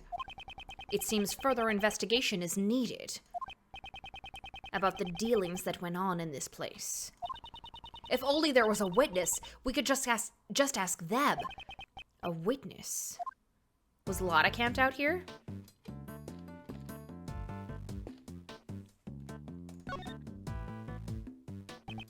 So, why did you come here? For the people of the world and for myself. I'm a social justice photographer after all. Social justice? Then allow me to guess the reason why you came here. Was it perhaps to expose the illegal evidence trafficking? Oh, I get it. You were trying to get a scoop on the secret dealings. Huh. Y'all know that much already? Well, I reckon there ain't no reason to hide it anymore.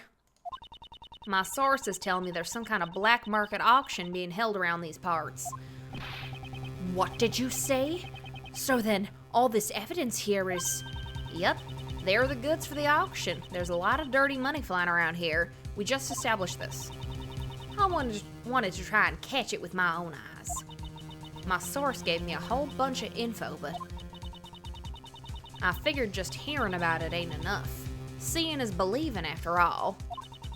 So I've been staking out the place from behind this here statue since yesterday. The auction took place late last night and went on till the early morning. A murder on the night of the black market auction. Could the two events be related?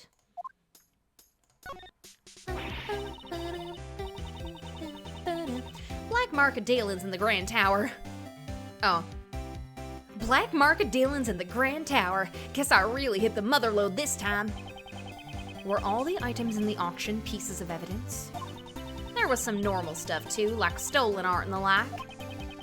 I wouldn't consider stolen art to be normal. But I reckon the evidence was the star of the show here.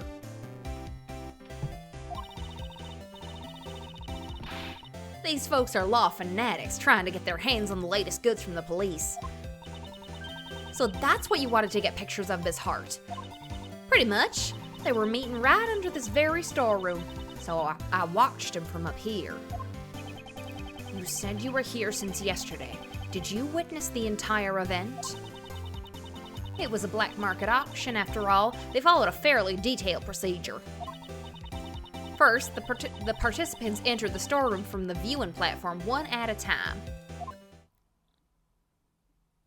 Okay. When they got in, they each took one of those masks on the wall over there. Funny thing about those masks, they're all equipped with voice changers, itty-bitty ones. That way they wouldn't be recognized. They wanted to protect their anonymity. You mean their anonymity? Yeah, that's it. Their anonymity.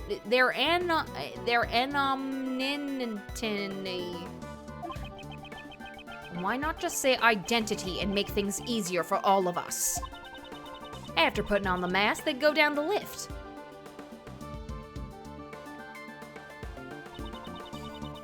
After putting on the mask, they'd go down the lift, and the next fella would come right in. On the way back, it was the exact same thing, but in reverse.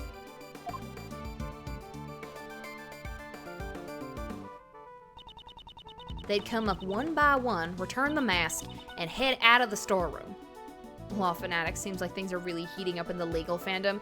Listen, do you, like, how heated in the legal fandom would have been after Phoenix Wright's disbarment? Like, half of the, like people are like, I always knew we should have canceled him. He was always no good. Like, I told Sips Tea, I told y'all. And then half of the other people are like, this is a conspiracy. This is a plot. Phoenix Wright stands. We're now more than ever, we have to support our fave. Apollo Justice has a Phoenix Wright stand Twitter. Like, it's a whole thing. Yeah, I totally think Apollo had a Phoenix Wright did nothing wrong Tumblr when he was a teen. Absolutely. Phoenix was the reason he went to law school. They come up one by one, return the mask, and head up out of the storage room. Do you think the legal fandom and the Gaviners fandom clash? Or are they, like, in a truce up until the shit with Darian and Chris comes up? Oh, I think that probably, like, the more serious people in the legal fandom probably hate the Gaviners, like, stands. You know, like, because they don't want, like they see fan cams of Clavier Gavin and they're like, ugh, unprofessional. But, you know, when they need to see evidence of Darian being a murderous kind of person, they go back to the Darian fan cams. So, you know.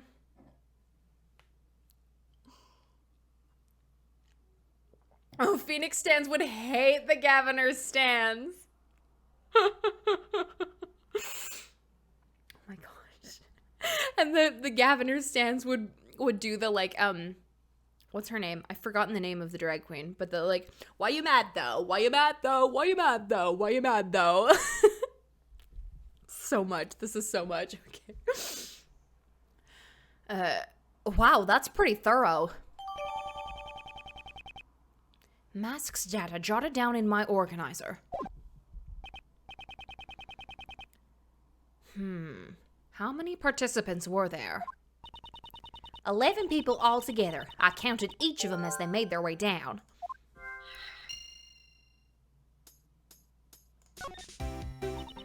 I'll have you know I wasn't just laid up behind this statue the entire time.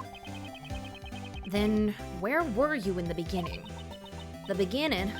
Well, don't you worry yourself about that, you hear? So she was hiding behind the statue the entire time. I watched the folks coming in while lurking in the shadows, all secret agent-like. Note to self, secret agents like to lurk in the shadows. And then, they used that lift over there to get down to the auction site.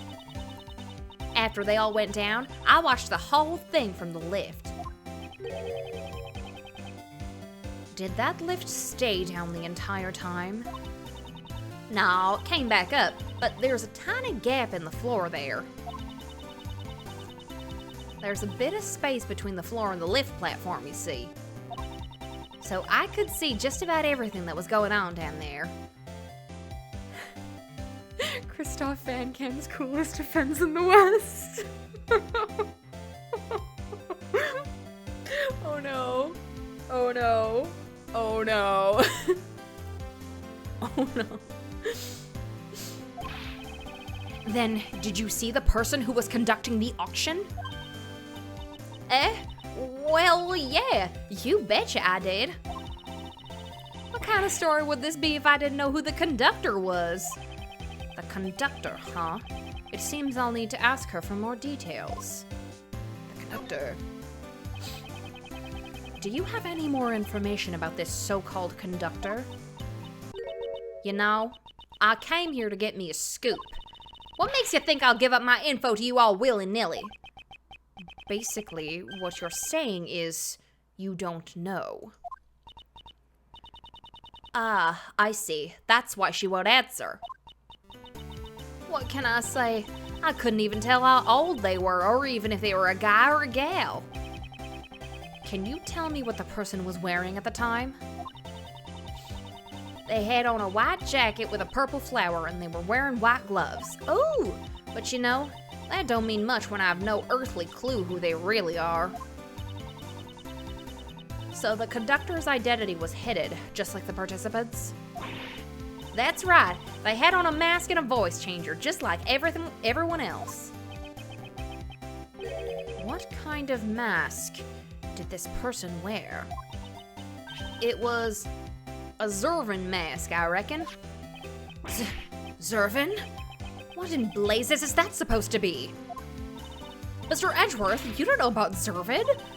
He's the sword enemy of global hero Audiancopod.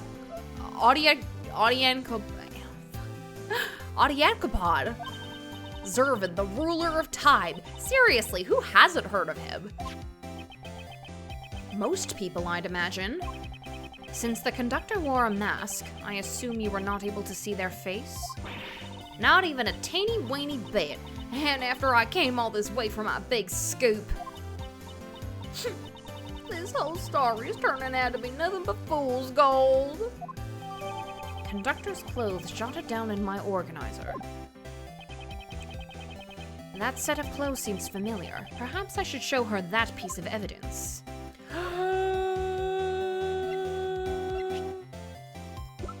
Boom. You said the conductor wore a white jacket with a purple flower and white gloves? That's right. They sure looked spiffy for a criminal mastermind. Ms. Hart, did they look anything like this? Hey, that's it. That's the conductor. Hold your horses. Are you telling me the conductor is dead? She is the victim of a case we are investigating. Her name is Jill Crane. Have you heard of her? Can't say I have. So, she was a lady, huh? What kind of gal dresses like that? She gets her kicks by fooling me into thinking she's a guy? I doubt that her intention was to deceive you. Lotta... It's... like, it looks like a perfectly gender-neutral outfit, like... Like, it's not like it's a... Like, it's cut at the waist. I don't understand. Lotta.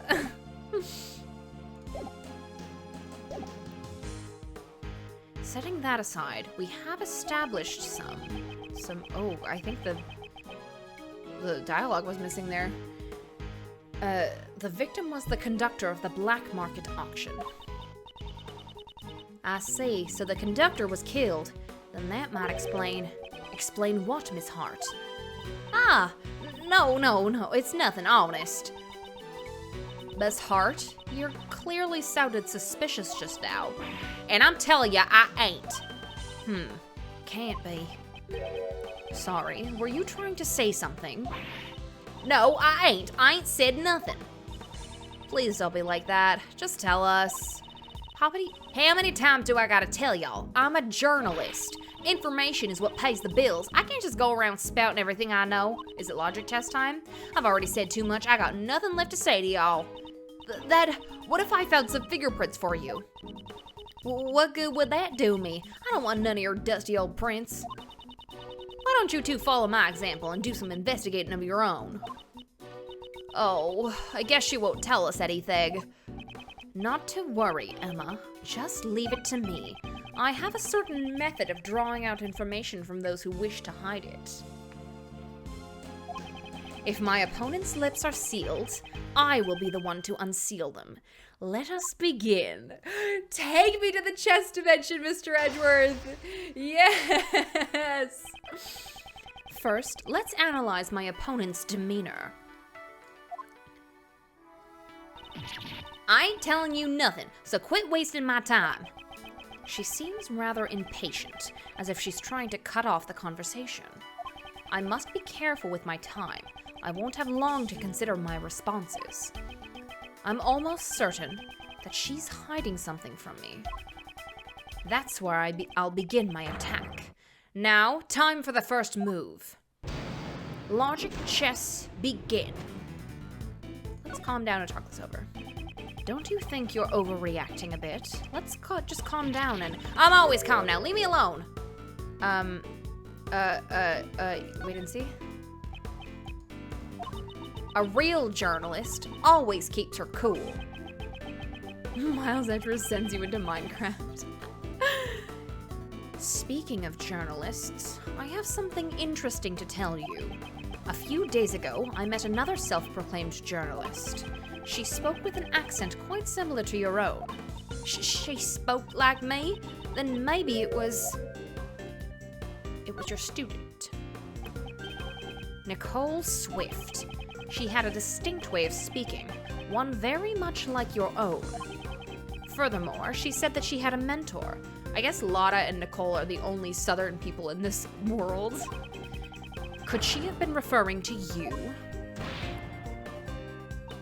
Oh, so you know Nicole?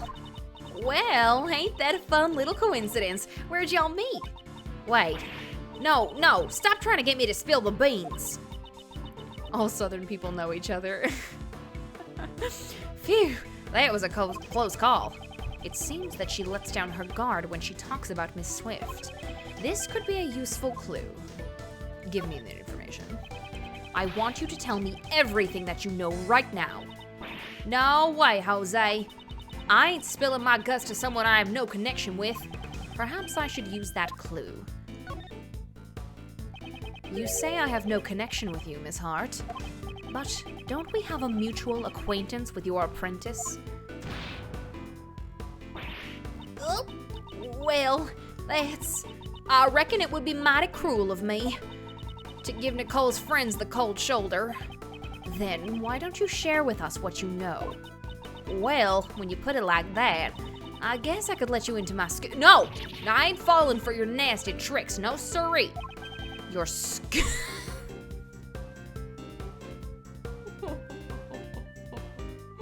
is where it's from.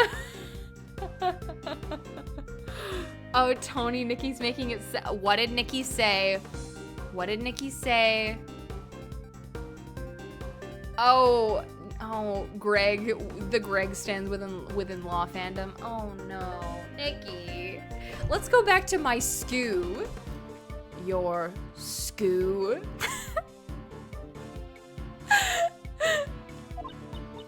No, just forget it. It ain't nothing important. Do you have a scoop? Such a slip of the tongue. It's hardly becoming of a journalist. You have a skoo, don't you? Now tell us what it is. Ow!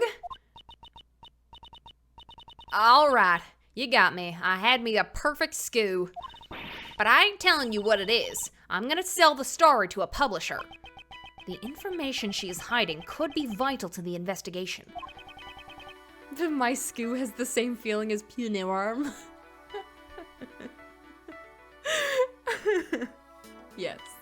Yes, it does. I need to make her talk. Next, I will press her on the contents of her skoo. She may be quick to lose her temper, but she's even quicker to loosen her tongue.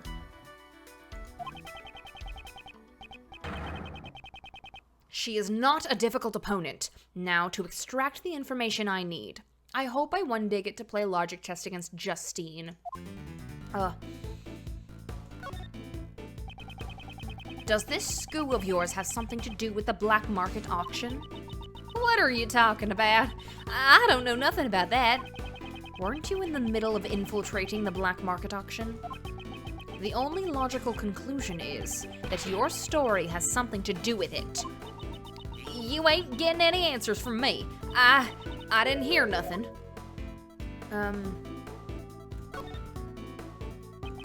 You didn't hear what exactly? Did you hear something during the auction? No, I just heard a weird sound is all. It ain't even worth mentioning in my article, just forget about it. There's no question something happened during the black market auction.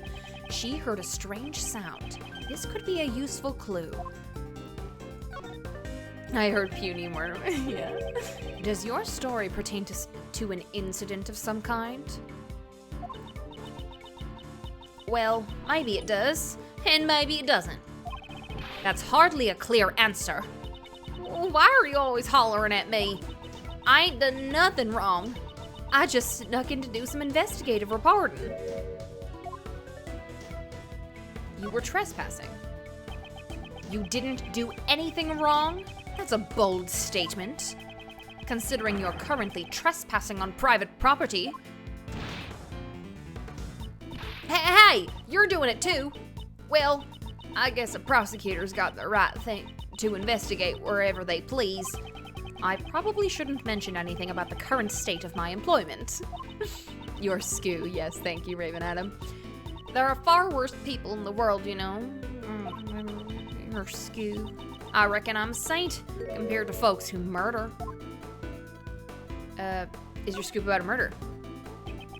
Considering what you just mumbled, is it possible your SKU has something to do with a murder incident?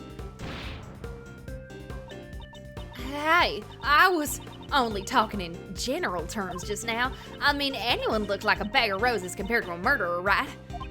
It sounds like you're just making excuses to me. All I did was gather info on the black market auction.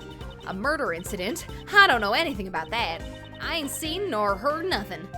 Perhaps I should use that clue. Did you hear a strange sound? Didn't you say you heard something strange during the auction? If it stuck out to you so much, it must not have been a sound that you would normally hear. For example, the screams of a murder victim. Oh. How do you keep figuring everything out so quick? That's right. I stumbled upon a murder in the middle of my stakeout. But please, don't make me say any more. It's the biggest SKU I've had in a while. The murder that she overheard? It's most likely the same incident we are currently investigating. This is bound to be crucial information. I'll finish this by confirming the credibility of her information. She has nowhere left to run. It's time to deal the final blow. Mr. Edgeworth, you're playing chess. Tell me what you know about the murder incident in full detail. Well, my memory ain't what it used to be. Not much I can talk about. I ain't the most attentive gal in the world, you see. I don't have enough clues to proceed with this line of questioning. Maybe I should try another line of attack. Are you still hiding something from me? Tell me the truth. I know you're still hiding something from me. I ain't hiding nothing from nobody. I already done told you everything I know. I don't have enough clues to proceed with this line of questioning. Maybe I should try another. Fuck. Did you really stumble upon a murder? You calling me a liar? Them's fighting words. Wait and see. I'm a bona fide journalist. I would never publish lies in my articles. Faster and more accurate than anyone. That's my motto. Her motto, huh? This could be a useful clue. I should keep it in mind. Okay. Tell me what you know. Okay. Perhaps I should try using that clue. I'd hardly expect a bona fide journalist to be so inattentive. Didn't you just say your motto is to be faster and more accurate than anyone? Bye, Raven Adam. See you later. Well, that's... As I expected, the credibility of your information is sus. Green is sus. But I know what I heard. I even got proof. You have proof? You have proof? How is that possible? Explain yourself at once. I got me some evidence. Wait, you heard that? Well, I was just talking to myself. I'll just go on and pay it no mind. It seems she's still hiding something. This is an important clue. I'll need to use it effectively. Okay. I know you're hiding something from me. Perhaps I should use that clue. Oh, I love the head shake. Oh, I miss the head shake so much. Honestly, one of the reasons why I want to play the first game again so much is just so I can see is this smug bastard in his element. Isn't there something you haven't told me yet? You have evidence regarding the incident you witnessed. Something definitive enough to publish an article. Ow! What in tarnation? Let me off the hook already. Fine, I'll tell you everything. I'll even show you the photo I took if you stop harassing me. That good enough for you?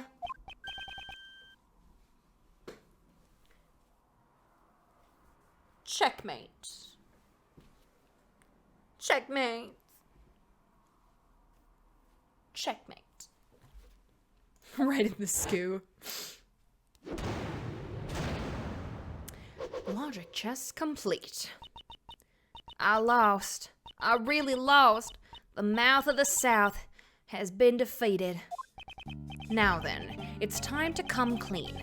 Tell me everything that you know. I was watching the auction, gathering info for my story.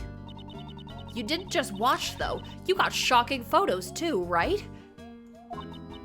A little while after the auction started. Make sure to save? Does something happen? I'm playing Turnabout Samurai right now, so I'm telling you, I freak at Miles bowing and head shake sprites. Yes! Yes, yes, yes. I love it. This smug man. Make sure to save. You're scaring me. You know what? Sure. I'll save. I'll save the state. I'll save the state. Don't even worry about it. A little while after the auction started, someone won a bid, and the conductor banged the gavel. Someone hollered, "We'll finish the deal upstairs," or something like that. Oh, just in case you haven't in a while. Oh, thank you, Asimi. That ain't good, I thought to myself as I hurried back to hide behind the statue. Did you see whoever came up? Not quite, but I reckon the feller that came up was the winner of the bid. I could smell the buttery aroma of big fat wallows of cash. Buttery aroma? I can't imagine that at all. I reckon this room is where the bidders ponied up the dough for their purchases. The two of them talked for a while. Wait, there was a second person in the storeroom? You betcha. I reckon it was the conductor. And then out of nowhere, one of them started screaming. I almost scared my britches off. I rolled myself up into a ball and kept on laying low. So you witnessed the murder? Well, I wouldn't say that I witnessed it, but I definitely heard it, though. Didn't you try to stop them? Just stop right there. That ain't even funny.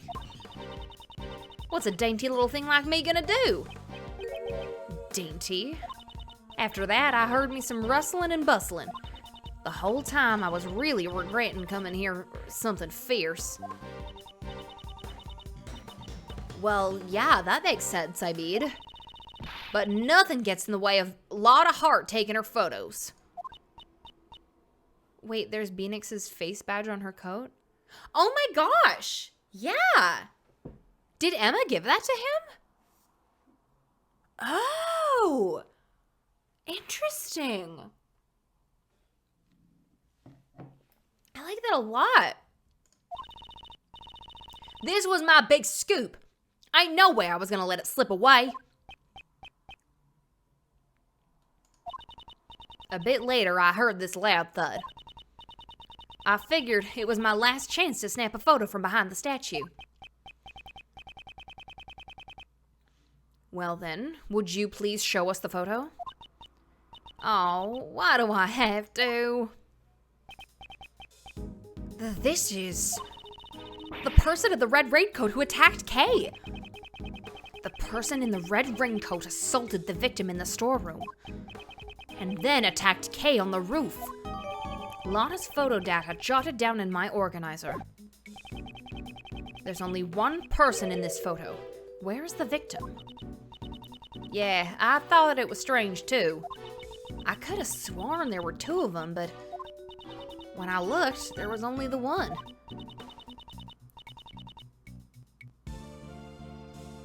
But that's gotta be the killer, don't you reckon? So she's saying the victim disappeared? You were able to tell this person was the culprit just by looking? Their hand was stained bright red, so I figured it was them. What happened to the auction after the murder? Nothing really. I just went on like normal.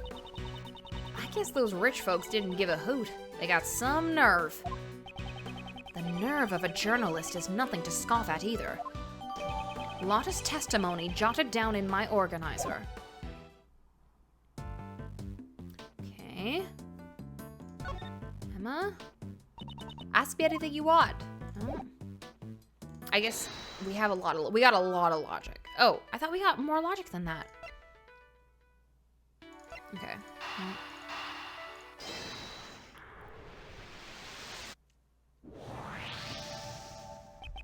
If we assume that the murder took place in this storeroom, then we must conclude that the body was here as well. Huh? Isn't that pretty obvious? Do you remember how the participants left the auction? Of course, they'd passed through this storeroom on the way back from the auction. Ah! Exactly. The culprit had to hide the body so that the participants wouldn't discover it. The real question is, where was the body hidden?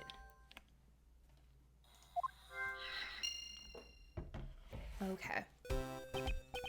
Emma, would you mind lending me a hand? Leave it to me.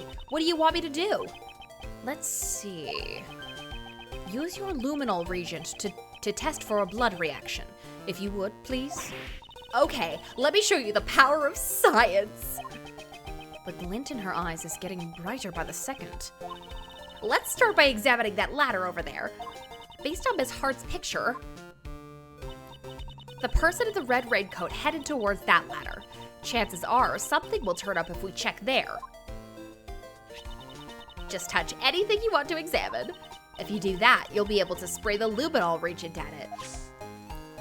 There we go. If there's a blood stain on the spot where you sprayed, you'll get a reaction like this.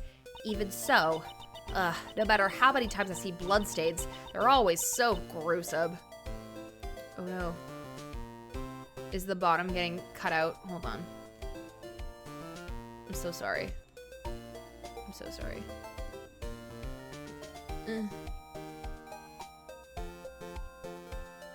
No. Oh no. I'm so sorry that the bottom of this is getting cut out. There we go. I thought I had fixed that. Anyways. There's a blood reaction here, but it's kind of faint. Let's spray it with luminol 2 or 3 more times so it'll be nice and clear. You can see it clearly now. It looks even more gruesome than before. Do you understand how to look for bloodstains now? There are probably a few more bloodstains here, so why don't you give it a try, Mr. Edgeworth? Okay, it's on his hand. Yeah, because he'd be going up. Let's search for the rest of the storeroom for the bloodstains just like that. First, let's look for a place to spray the luminol reagent. Okay. I'm gonna guess in here. You want to examine this spot? I certainly do. Let's spray luminol at everything suspicious looking. Every suspicious looking nook and cranny. There you go. Mr. Edgeworth, there's a blood stain here too. However, why is there a blood stain? Oh, that was Edgeworth, sorry. However, why is there a blood stain at a place like this? Maybe something had blood on it that was stored inside? Oh, Emma. Guys. Mr. Edgeworth, there are places we still haven't checked yet. So let's continue our investigation. Guys. Luminol?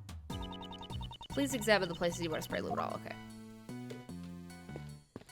I mean, guys.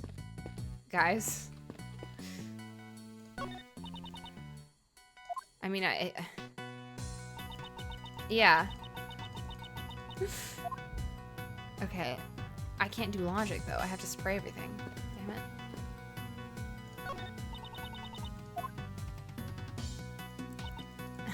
I love when we're smarter than Edgeworth, yes! Brings me so much joy. And that's me kenning Phoenix. I love being smarter than Edgeworth. The rare occasion that we are. Okay. I want to logic. Let me do logic. Hey, where's my logic? Oh, where's my logic? I do.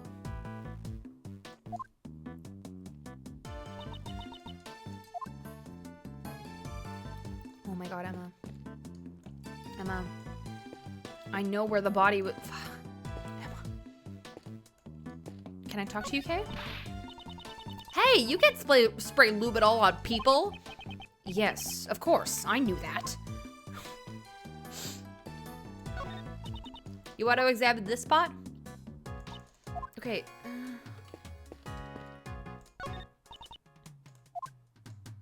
Oh, finally. Let's spray Luminol at every suspicious.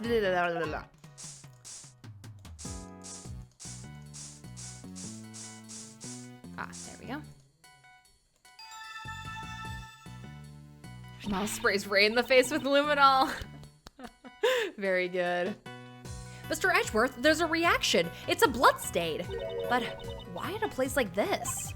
Perhaps this was where the murder took place. Ah, looks like some of the blood dripped out of the floor below. Blood on hidden lift data jotted down in my organizer. Looks like we found all the bloodstains in this storeroom. It seems we have investigated the storeroom sufficiently. I said the same thing as you.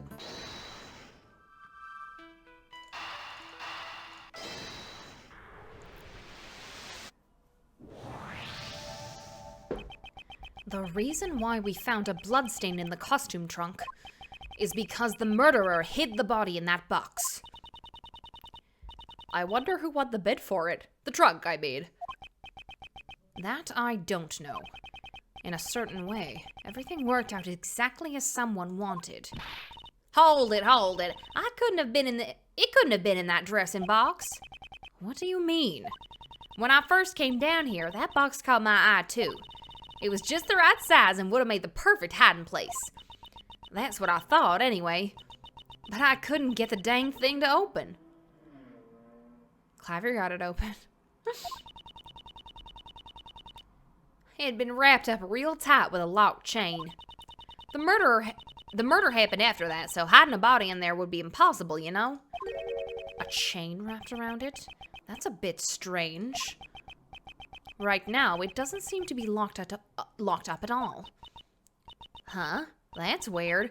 Maybe my eyes were playing tricks on me? Clive just wants to be involved. Yeah, his game ended and he's... Like, when I was playing Apologistus, I complimented him so much and I gave him so much of my love and I blew him so many kisses that he's probably feeling very lonely right now. I'm so sorry, Clav. Costume trunk data jotted down in my organizer. Miles just gives the bottle to Kay and he's like, if he says anything weird, just spray him and he'll shut up, sweetheart, I promise. Aw, Miles. You finally found the solution to shut him up. Thank God. Isn't this not good to spray on humans? Yes. And with that, I believe we have examined everything there is to examine here. Well then, let's head on down. Oh, have we decided on our next destination? Hey, Kay. Yes, Mr. Shields? We wouldn't want you to get lost, so make sure you stay real close to Mr. Edgeworth, okay? Right. I'll follow him closely, Mr. Shields. These two, since when did they get along like that? Oh my god. Oh. Miles really gonna endure this elevator ride, okay. Aha. April 5th, 7:43 p.m. Grand Tower PIC meeting room. Oh, Seb! Hi, Seb! Yay! Wah, wah, wah, wah, wah. Mr. Edgeworth!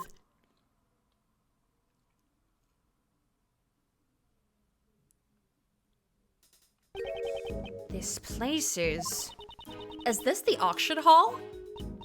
No, it's the meeting room from before. Is Rose still here or did they go to bed? I don't know. I think probably Ro went to bed because otherwise they would have been screaming. How nice of you to drop in, Kay Faraday. Oh, you've got some guts. Hey, you guys, arrest her! Arrest her! Wait, Kay is... As for the riffraff, just show them out the door.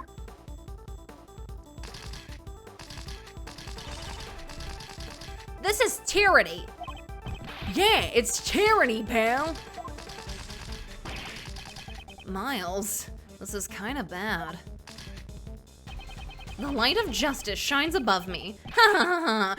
Yarg! Ouch! Why? Me too. Oh!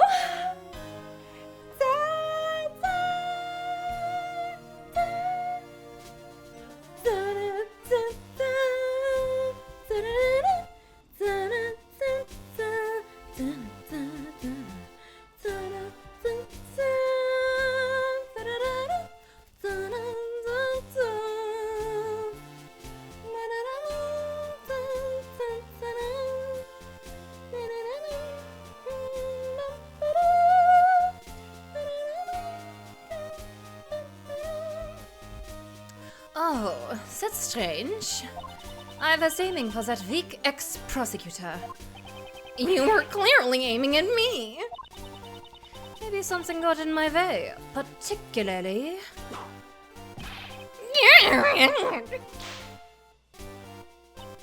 right around here. Francisca? Just what do you think you're doing here, ex-prosecutor Miles Edgeworth? I do not believe that Kay is the culprit behind this incident. You're just an ordinary man without investigation rights. What you say does not matter. I am Francisca von Karma. I will never stop moving forward. However, you chose to quit. The outcome of our battle has already been decided. Pulling out the ex-prosecutor, she's so mad he abandoned her, I know! And the like, I will keep moving forward, that's the offer he made to her in the end of the second game. He was like, you can keep moving forward side by side with me.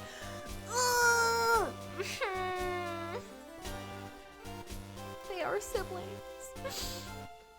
I cast away my badge because it became a millstone around my neck. I shall continue moving forward even without it. The path I walk will surely lead to the truth. My actions are driven by that belief, and that is something which will never change. So, you're saying that you found a path to the truth? Then show it to me. But if that path proves to be a foolish one, it will not survive my whip. Oh my god! Francisca cross-examination for me? As a treat for me? Oh my god. Oh my god, Francisca! I love you so much! Francisca's logic. The victim used her keycard and entered this room with the culprit. Then the culprit stabs the victim in the chest with the candelabra, killing her. Shouldn't the letter make it obvious who the culprit is? Of course, the crime scene was right here in this room, the PIC meeting room. The proof is the bloodstain we found here in the meeting room. That settles it, Miles Edgeworth. Fran really said, "Who's this little piss baby? Come back for an ass whooping." And as a sister, I felt that. Yeah. This one, Karma seems really confident, doesn't she? Oh, I see. She's a fiery one, isn't she? Ray, you are on thin ice. Okay, I'll say this one because he gets destroyed. I don't mind a feisty cutie. How about an introductory?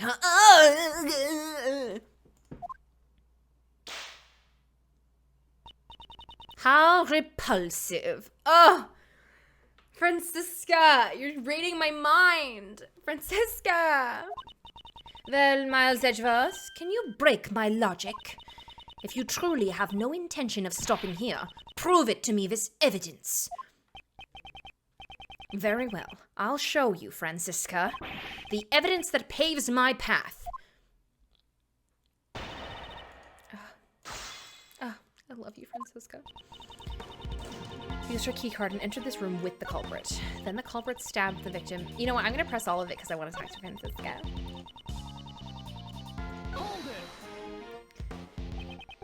Was there nothing suspicious about the security system? The meeting room security is perfect, much like my logic. There is no room for doubt. Your logic isn't as perfect as you think.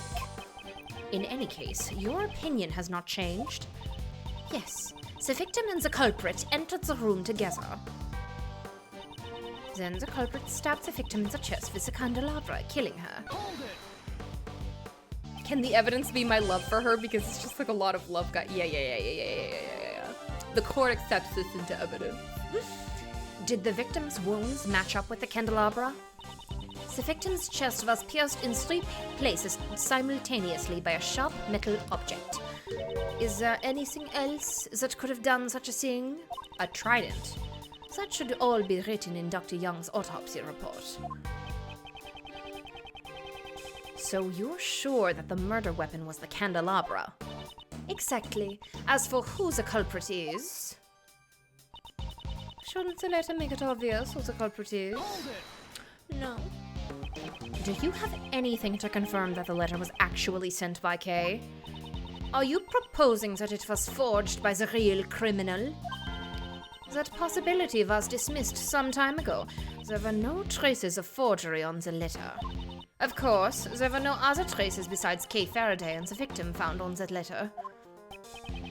Are you saying you found Kay's fingerprints on the letter? The only fingerprints we found belonged to the victim. In other words, you can't really say that Kay is the culprit. Didn't I just say that the possibility of a forgery has been dismissed? That letter was originally sent by Kay Faraday. Therefore, it is only natural to assume she is the culprit. Of course, the crime scene was right here in this room, the PIC meeting room. Oh no, Wi-Fi don't fail me. Grace, I'm sending you my Y-vibes! Y-vibes for Grace. Do you have any proof that the crime took place in this room? Avon Karma is perfect in every way. Perhaps you forgot that when you gave up your badge. Oh my god.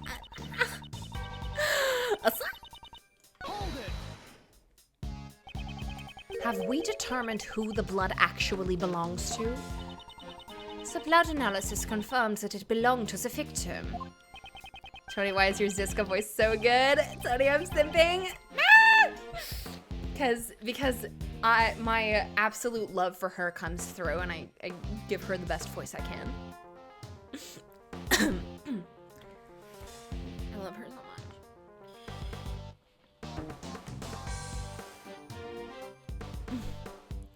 Just because the bloodstain was found here doesn't mean that this was the scene of a crime.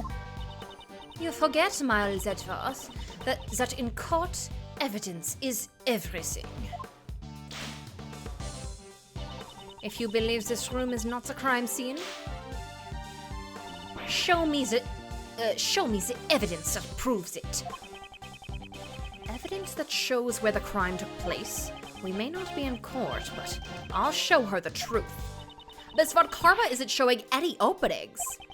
However, there is one fact we know that she does not. They're not the only ones who can perform scientific investigations. And therein lies the proof, the path to the truth I found. Okay.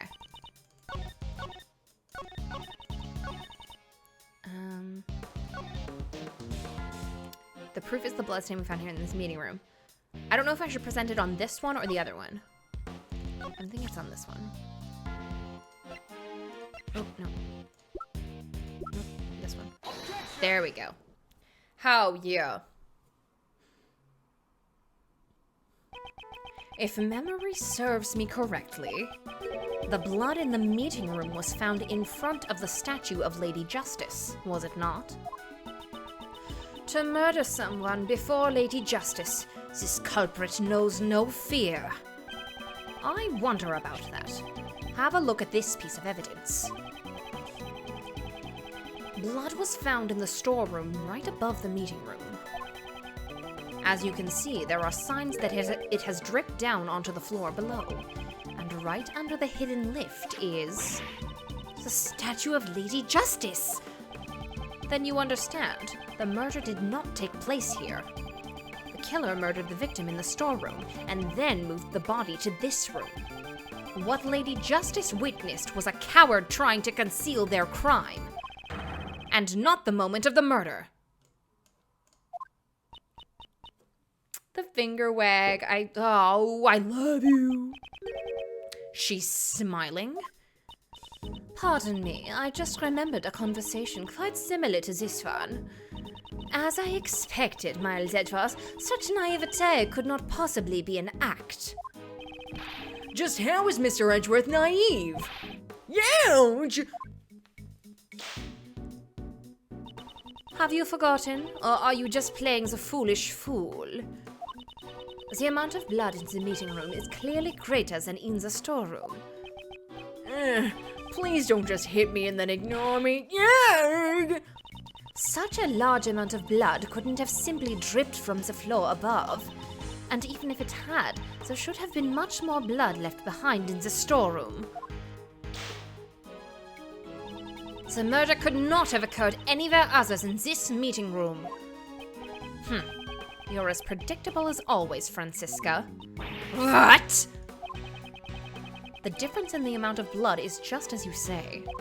The question is, why does such a difference exist? That issue is trivial. I've already explained it with my perfect logic. In that case, I did a Francisca voice. In that case, how do you explain the blood that was found in the storeroom? I don't suppose you're going to tell me that it's somehow sprayed all the way up there? I love their sibling arguments so much. Yes! Oh, see you later, Nikki. Yeah, I love their sibling banter. Like a water fountain? No way! Exactly. It's impossible. In other words, the reason for the difference in the amount of blood is the amount of blood in the meeting room and the storeroom are different because the weapon was pulled out here, she was stabbed here, she was stabbed in the storeroom. Though I mean, if the weapon was pulled out here, then there would be more blood here. The victim died of a stab wound. Naturally, there would be a significant amount of blood loss.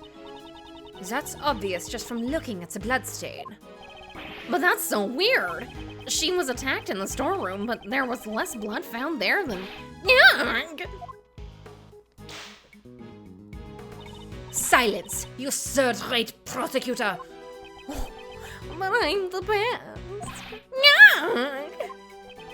Do you know when you lose the most blood after getting stabbed with a sharp object? Ah, I know. It's when the sharp object is pulled out, right? Precisely. After being stabbed with the candelabra, the body was moved to the meeting room. And then the murder weapon was pulled out right here in this very room. That would account for the difference in the amount of blood that was left behind. But why would the culprit go through all that trouble? Most likely to give the impression that the murder occurred in the meeting room. It seems Miss Crane's keycard was used last night. But based on the time of use, it must have been a ploy by the culprit to mislead us. In all likelihood, it was the culprit who used the keycard to enter the meeting room. Why would the culprit have needed to do that? Perhaps they feared that the storeroom would be found out during the investigation. If they were involved in the auction, they would not have wanted it to become public. Meeting room blood data jotted down in my organizer. The auction, you say? Perhaps you should go upstairs and see for yourself what items are on display. I'm sure that will allow you to understand what occurred here. Impressive, Miles Edgeworth. You're willing to go that far to protect her? Oh, there's something big lurking behind the scenes of this case. Kay simply got caught up in it. You're exaggerating. She knows. Am I now?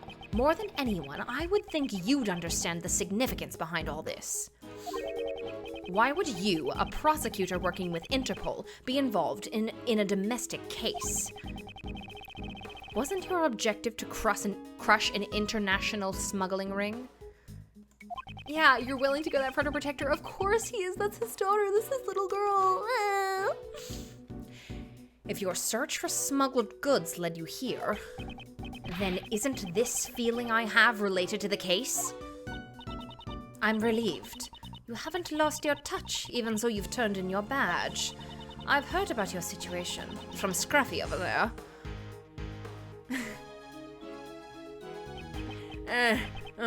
Sorry, sir. I just wanted to help out somehow. A wise decision, detective.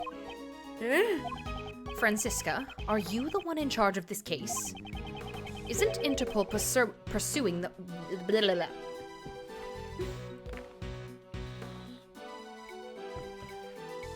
Isn't Interpol pursuing the black market auction? And what if I am? That's not something you need to know. So, you knew about all this from the very beginning. You knew the black market auction was being held right here.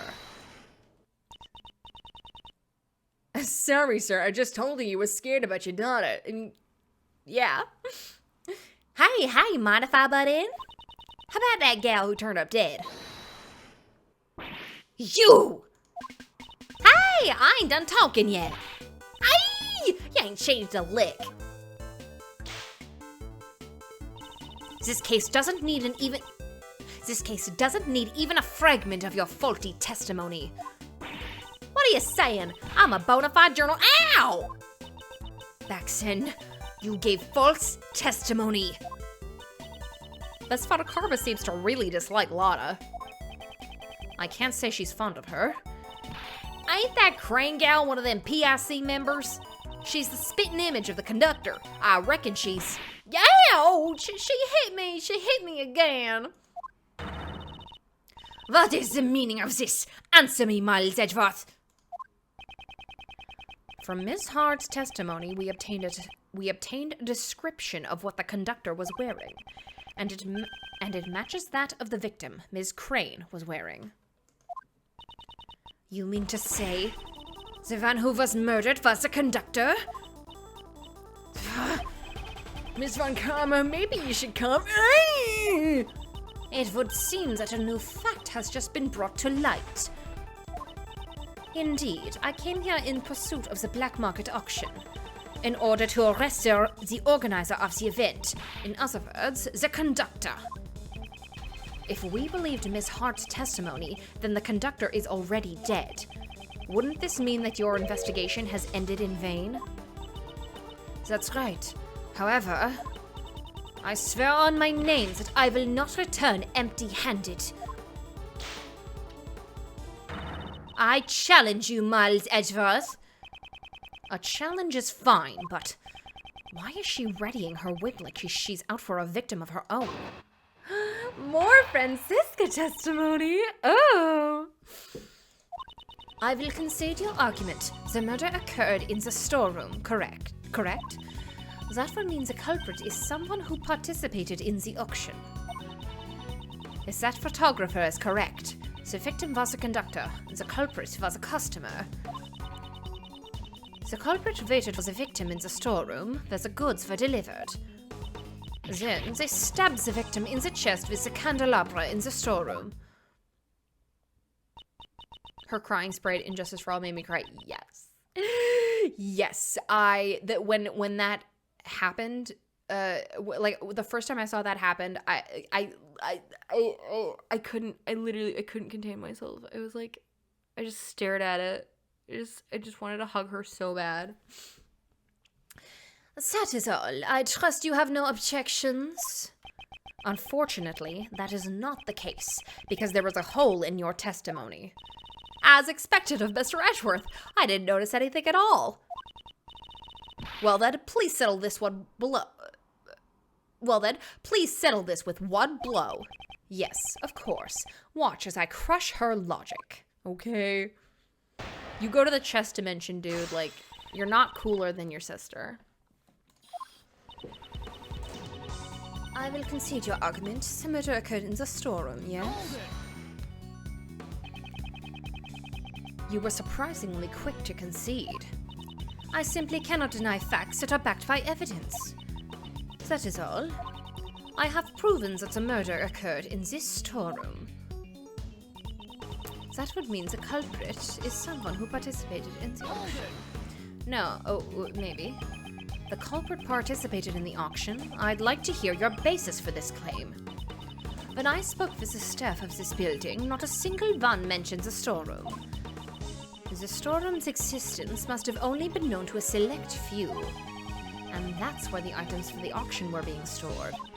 I see you understand. Yes, the culprit participated in the auction. If that photographer is correct, the victim was a conductor and the culprit was a customer. So, you're saying that the victim was the auction's conductor? Right, and the culprit... Hey, ain't you the one who told her that just a moment ago? Yes, that's right. However, I was simply making sure her logic is clear. That ain't right. You're doing it wrong. This is the part where you're supposed to say, I done goofed. The culprit was a customer participating in the black market auction.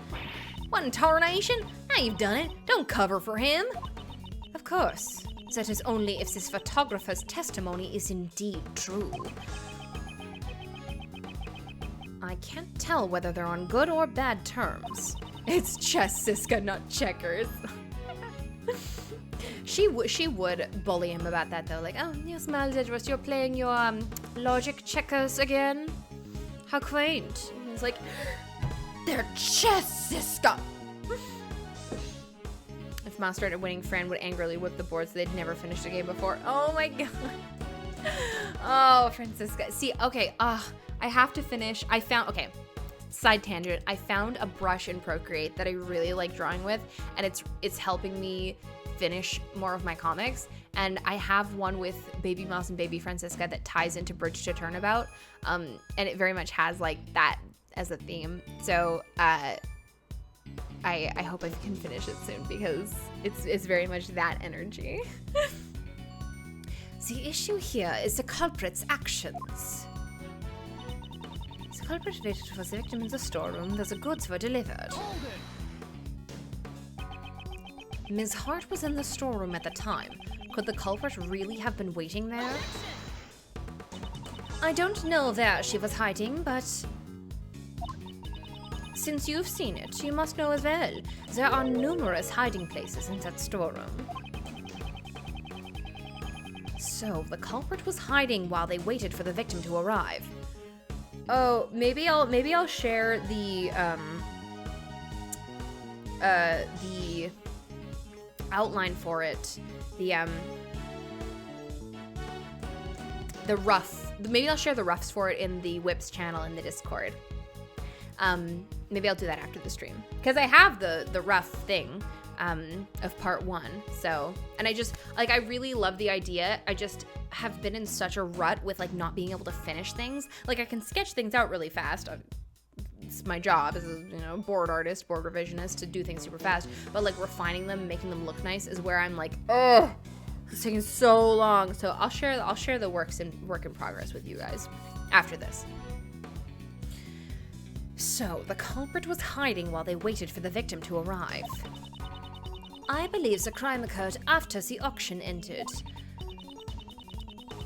After all, the victim was the organizer of the auction, the conductor. During the auction, the organizer would have to be in front of the customers the entire time. After the auction ended, please add that statement to your testimony. I believe the crime occurred after the auction ended. Okay. The victim was killed after the auction ended. Are you certain of that? The victim was the conductor. That is the only possibility. Without the conductor, the auction couldn't have been held. The auction couldn't have been held. Something seems odd in this testimony. Then stabbed the victim in the chest with the candelabra in the storeroom. The candelabra in the storeroom? How do you know that? If the murder weapon had been prepared in advance, the victim's chest would have been stabbed with something completely different. Based on the culprit's actions, it's clear where the murder weapon came from. There were signs suggesting that the candelabra was once placed in the storeroom too. The items in the storeroom were intended to be sold as goods in the auction. Although, where the murder weapon was procured from is not the main issue here. At first glance, her logic seemed to hold up, but something just doesn't feel right. I'll need to draw out more information. I will concede your argument. Okay.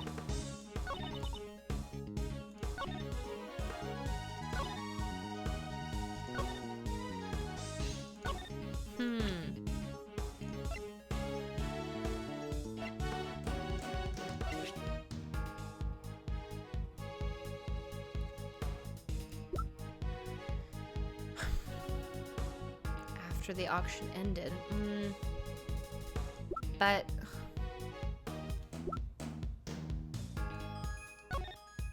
the black market auction was being held in the Grand Tower. These items up for auction were pieces of evidence. 11 people attended the event, each of one of them was wearing a mask. The auction continued even after. Objection! There we go. Sir, your head shake. It's so good. As I thought, you are one step behind. What did you say? The victim was not the conductor, and I have proof.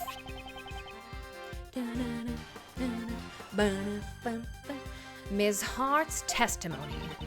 That photographer's testimony is not trustworthy. What are y'all saying? I'm a bona fide journal. Ow! Cease your idle chatter. Yeehaw! Did she repel the whip? Francisca, calm down and listen. Ms. Hart witnessed a part of the murder.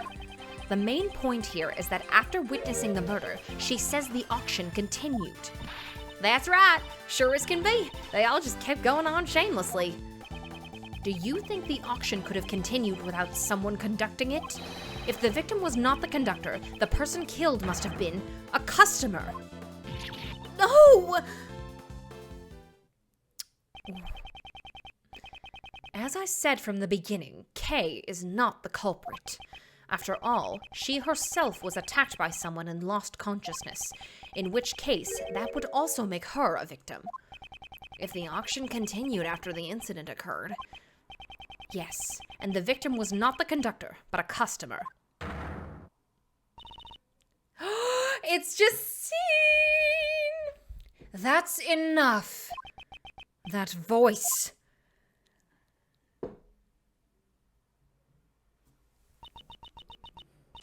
Order in the court. The chairman will now enter. Oh, and you. Bye-bye. No need to be so stiff. Actually, feel free to call me Blaze. Blazy? Blazy. Well then, Blazy, what brings you here? Huh? Well, I just wanted to see if my idiot son was working hard is all. Asshole. we might be able to get to my favorite part of this case today, or maybe not. I'm gonna go for like probably 20 more minutes. So, is this kind of father-son relationship really healthy? You know, Miles, you got a good head on your shoulders. I had come to light a fire under you, but it seems I've found an unexpected bonus. To think that the criminal who has become the talk of the town would be here, of all places. Francisca beat the shit out of this man. Everyone, restrain the suspect at once. Please, wait. Kay Faraday is not the Silence! Oh gosh. This is quite troubling, Edgeworth. Didn't I tell you earlier? The PIC desires a swift resolution to this case. If it's not, we could lose our trust with the public. They call us the Waste of Time Committee. You know, it's troubling for me as well, that sort of thing. And at my age, too. And on top of that, an illegal investigation is not something that I can overlook. Have you forgotten? You are no longer a prosecutor. You have lost all your authority. Furthermore, you have aided a criminal in evading the law. Yes, that's right. You are so reliable, Courtney. I am aware of the consequences of my actions. You may punish me as you wish. However, we have found a new suspect. It's the person pictured here. Kay Faraday was attacked by this person and... There is no need for your explanation. Just recently, a red raincoat was discovered in the vicinity of this building. The victim's blood and cherry blossom petals were found in the hood. Cherry blossom petals? Now that you mention it, on the viewing platform. Yes, they probably stuck on due to the blood. They were littered around the bloodstain. And we've received the forensic report of the blood, you know. There's no doubt about it. The person in that photo is the victim, Jill Crane. What did you say? Red raincoat data jotted down in my organizer. Ugh. Impossible! That would completely destroy the foundations of our logic. We had believed the person in the red raincoat was the culprit, and now it turns out that person is actually the murder victim. Wait, if that's the case, then the prime suspect would be... Ms. Faraday, you met a person in a red raincoat on the roof, did you not? Yes, I did, but Yeah, Edgeworth is really just send me to jail. I don't care. Just leave my daughter alone. He really didn't say that. He told me. He said it. He leaned in. He whispered in my ear. He said, send me to jail. Just leave my daughter alone. Keep her safe for me. The person in the red raincoat was the murder victim. And Kay Faraday came into contact with that person. Since one of the parties is now dead, what happened next should be clear. Your Justine voice. Thank you, Cat. Kay was attacked by that person. As the victim, it would be impossible for her to be the culprit.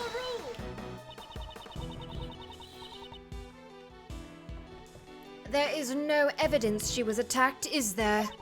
Furthermore, we must consider the possibility that the victim fought back. It's far too early to come to that conclusion. Kay is not the criminal. you're wrong. Kay? That's wrong. Even though I don't want to believe it myself. After hearing about the raincoat, I finally remembered. Yeah, there's no evidence she was attacked. Look at her! I only remember a little bit from what I saw that night. The culprit is me. I remember looking down at the person in the red raincoat. Mr. Edgeworth, it was me. The culprit was me all along. That can't be right. Then why? Why do I have that memory? The person collapsed before my eyes, engulfed in a pool of blood. Why didn't I do anything? It must have been because I killed her.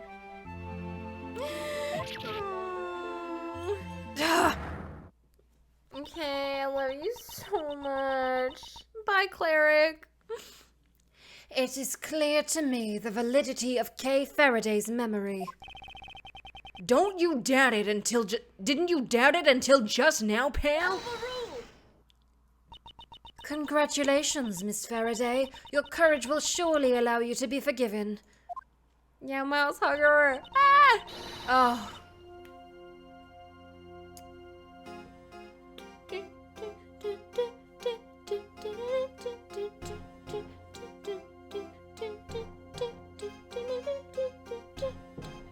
Oh, I love you, Justine. You're so pretty. You're so pretty. Now, let us rejoice in the blessings of the goddess of law. Queen meets queen. Queen faces off against queen. Allow me to give my opinion as an international prosecutor. Her actions as a criminal are... Hurry! Arrest Kay Faraday at once! I'm gonna kill you. How dare you behave that way before me? You're being too forceful. Further verification is necessary. I'd even go so far as to say this is unlawful. Unfortunately, the law does not side with you. It sides with me, you see. But you know, the beautiful bond between you two has been etched deeply into my heart. That reminds me, we seem to have forgotten one additional suspect. Edgeworth, that's you. Come on. Come on. Come on. He wasn't even here. He was in the office. Shut the fuck up. What's that, pal? Mr. Edgeworth hasn't done anything wrong. I beg to differ. That's right. You see, he's no longer a prosecutor, sadly enough. Your actions have gone too far this time. An illegal investigation and assisting in the escape of a criminal. I cannot even think of you as a former prosecutor. Now, humbly accept your punishment. Ugh. Oh, yes, that's right. I believe the plan for today was to hold your hearing before the PIC. Why don't we leave the hearing for tomorrow? Even though the result is already crystal clear. You should think long and hard about what you've done. Very long and very hard. Court is now adjourned. Okay. Oh no. Oh, I'm gonna go for 15 more minutes. I don't care. Whatever. Yeah, let's save, but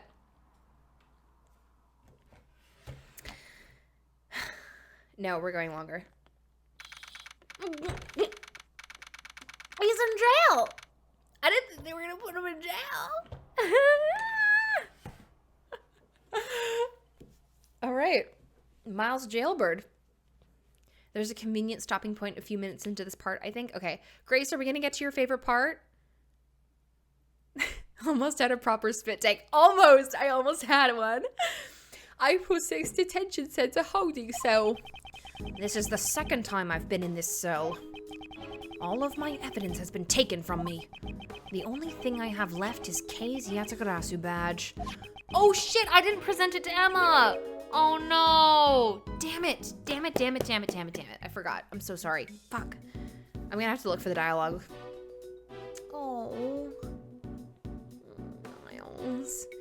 I'm worried about Kei. Is she alright? The culprit is me. Thank you, Grace. Ugh. I remember looking down at the person in the red raincoat. Mr. Edgeworth, it was me! The culprit was me all along! Miles knows exactly how Kei feels. Oh my god. Oh my god, Grace. He knows. Oh no. I'm so sad.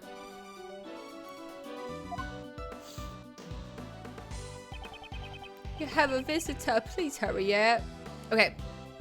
So, thank you, Grace. This is what happens if you present the Yatagarasu pin to Emma. This is Kay's badge, right? Yes, this is her precious badge, though she doesn't seem to remember it herself. Is that so? Maybe it doesn't have enough impact. How about I customize that badge a bit? Let's spruce it up a little with pink ribbons and white feathers. I appreciate the offer, but let's keep it like it is for now. Kay's memories would only become even more confused. Emma wants to spruce it up for her. Oh. A visitor? Who could it be? Phoenix? Someone by the name of Dick Gumshoe. Will you turn him down? No. It will be hard to face him, though. He's in jail again. Wait there. He's not going to stay and keep watch. Is this... That can't be Gumshoe. But pardon me. Oh, pardon me. Justine! Judge Courtney! Hush. Please, have a seat. Why are you here? I was told the detective had come. I love that he's not, like, it's not even him sitting, it's just his sprite lowered down a bit. I'm assuming we are in jail now, and all that Dadworth is thinking about is his daughter. It's true! That's the first thing he said was, okay, I'm worried about her. Why are you here? I was told the detective had come. If I didn't instruct them to tell you that, you wouldn't be sitting here right now. I can't think of anything she'd need from me at this point. I should try to figure out what exactly she wants. Edgeworth's just doing a powerful squat. Your visitation rights have been restricted to begin with. It's as if I'm some monstrous criminal. I suppose my credibility has hit rock bottom. But of course, your friends have fared a little better, though. That lawyer and that girl were both quite worked up. Mr. Shields and Emma. When I last saw them, they were giving one of the guards quite an earful. What? You don't mean... Be grateful, the goddess of law has been quite busy. They were spared punishment. It certainly seems like you have plenty of time for small talk. Oh yes, Prosecutor von Karma is presently continuing the investigation. You were worried about them, right? I guess she saw right through me. I have so many feelings about how they took everything away from Miles except for Kay's badge. Yeah, I mean, he was probably just, like, gripping it in his hand, like, just in the palm of his hand so hard, and they were like, it's just a badge, let him keep it. He's not gonna let it go.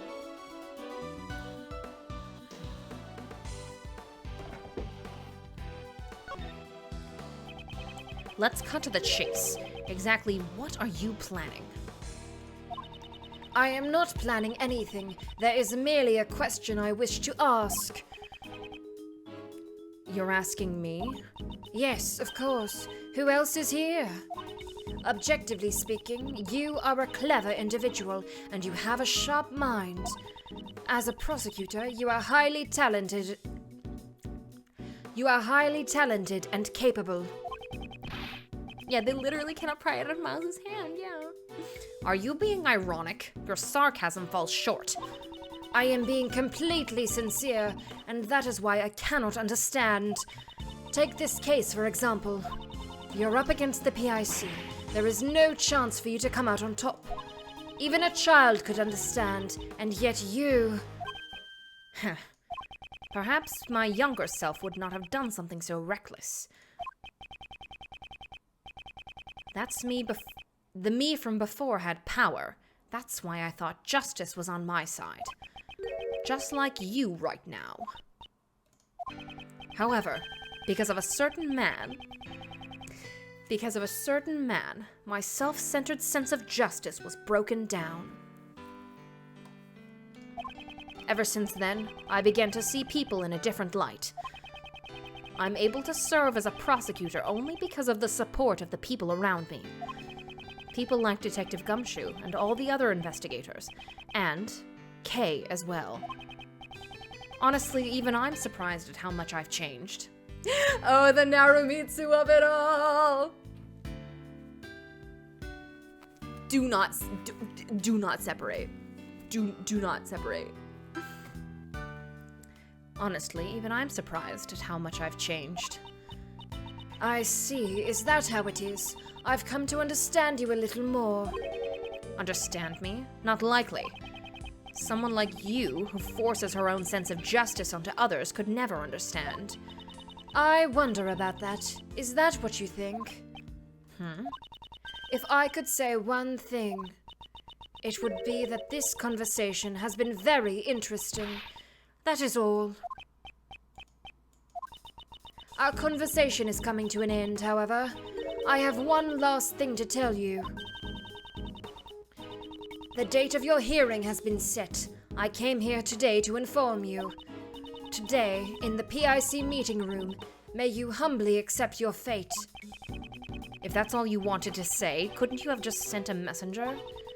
The holy words of the Goddess of Law simply cannot be entrusted to others. With that, Mr. Edgeworth, I bid you farewell. I shall be seeing you again later.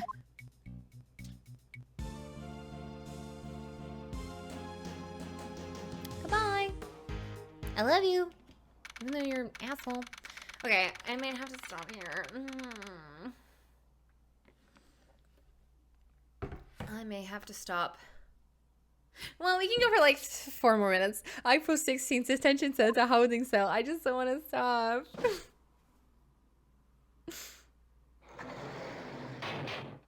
Oh, okay. There's no music. I can hear his little footsteps. Okay, no, I do have to stop here. But yeah. Thank you guys for coming. Oh, thank you guys for being here for Papa Tuesdays. Oh, my dad. I love him so much. I love how much he loves his daughter. I'm gonna see you guys in the Discord because I'm just about to cry. I love this guy. Yeah, so if you want to talk more about Ace Attorney in the Discord, message me on Instagram or Tumblr, or not Tumblr. I don't ever look at my Tumblr messages. Instagram or Twitter, and ask me for the link. Just please don't like be 18 or over. Like don't try and get in if you're not 18 at least, because I'll ban you forever. But yeah, thank you so much for watching.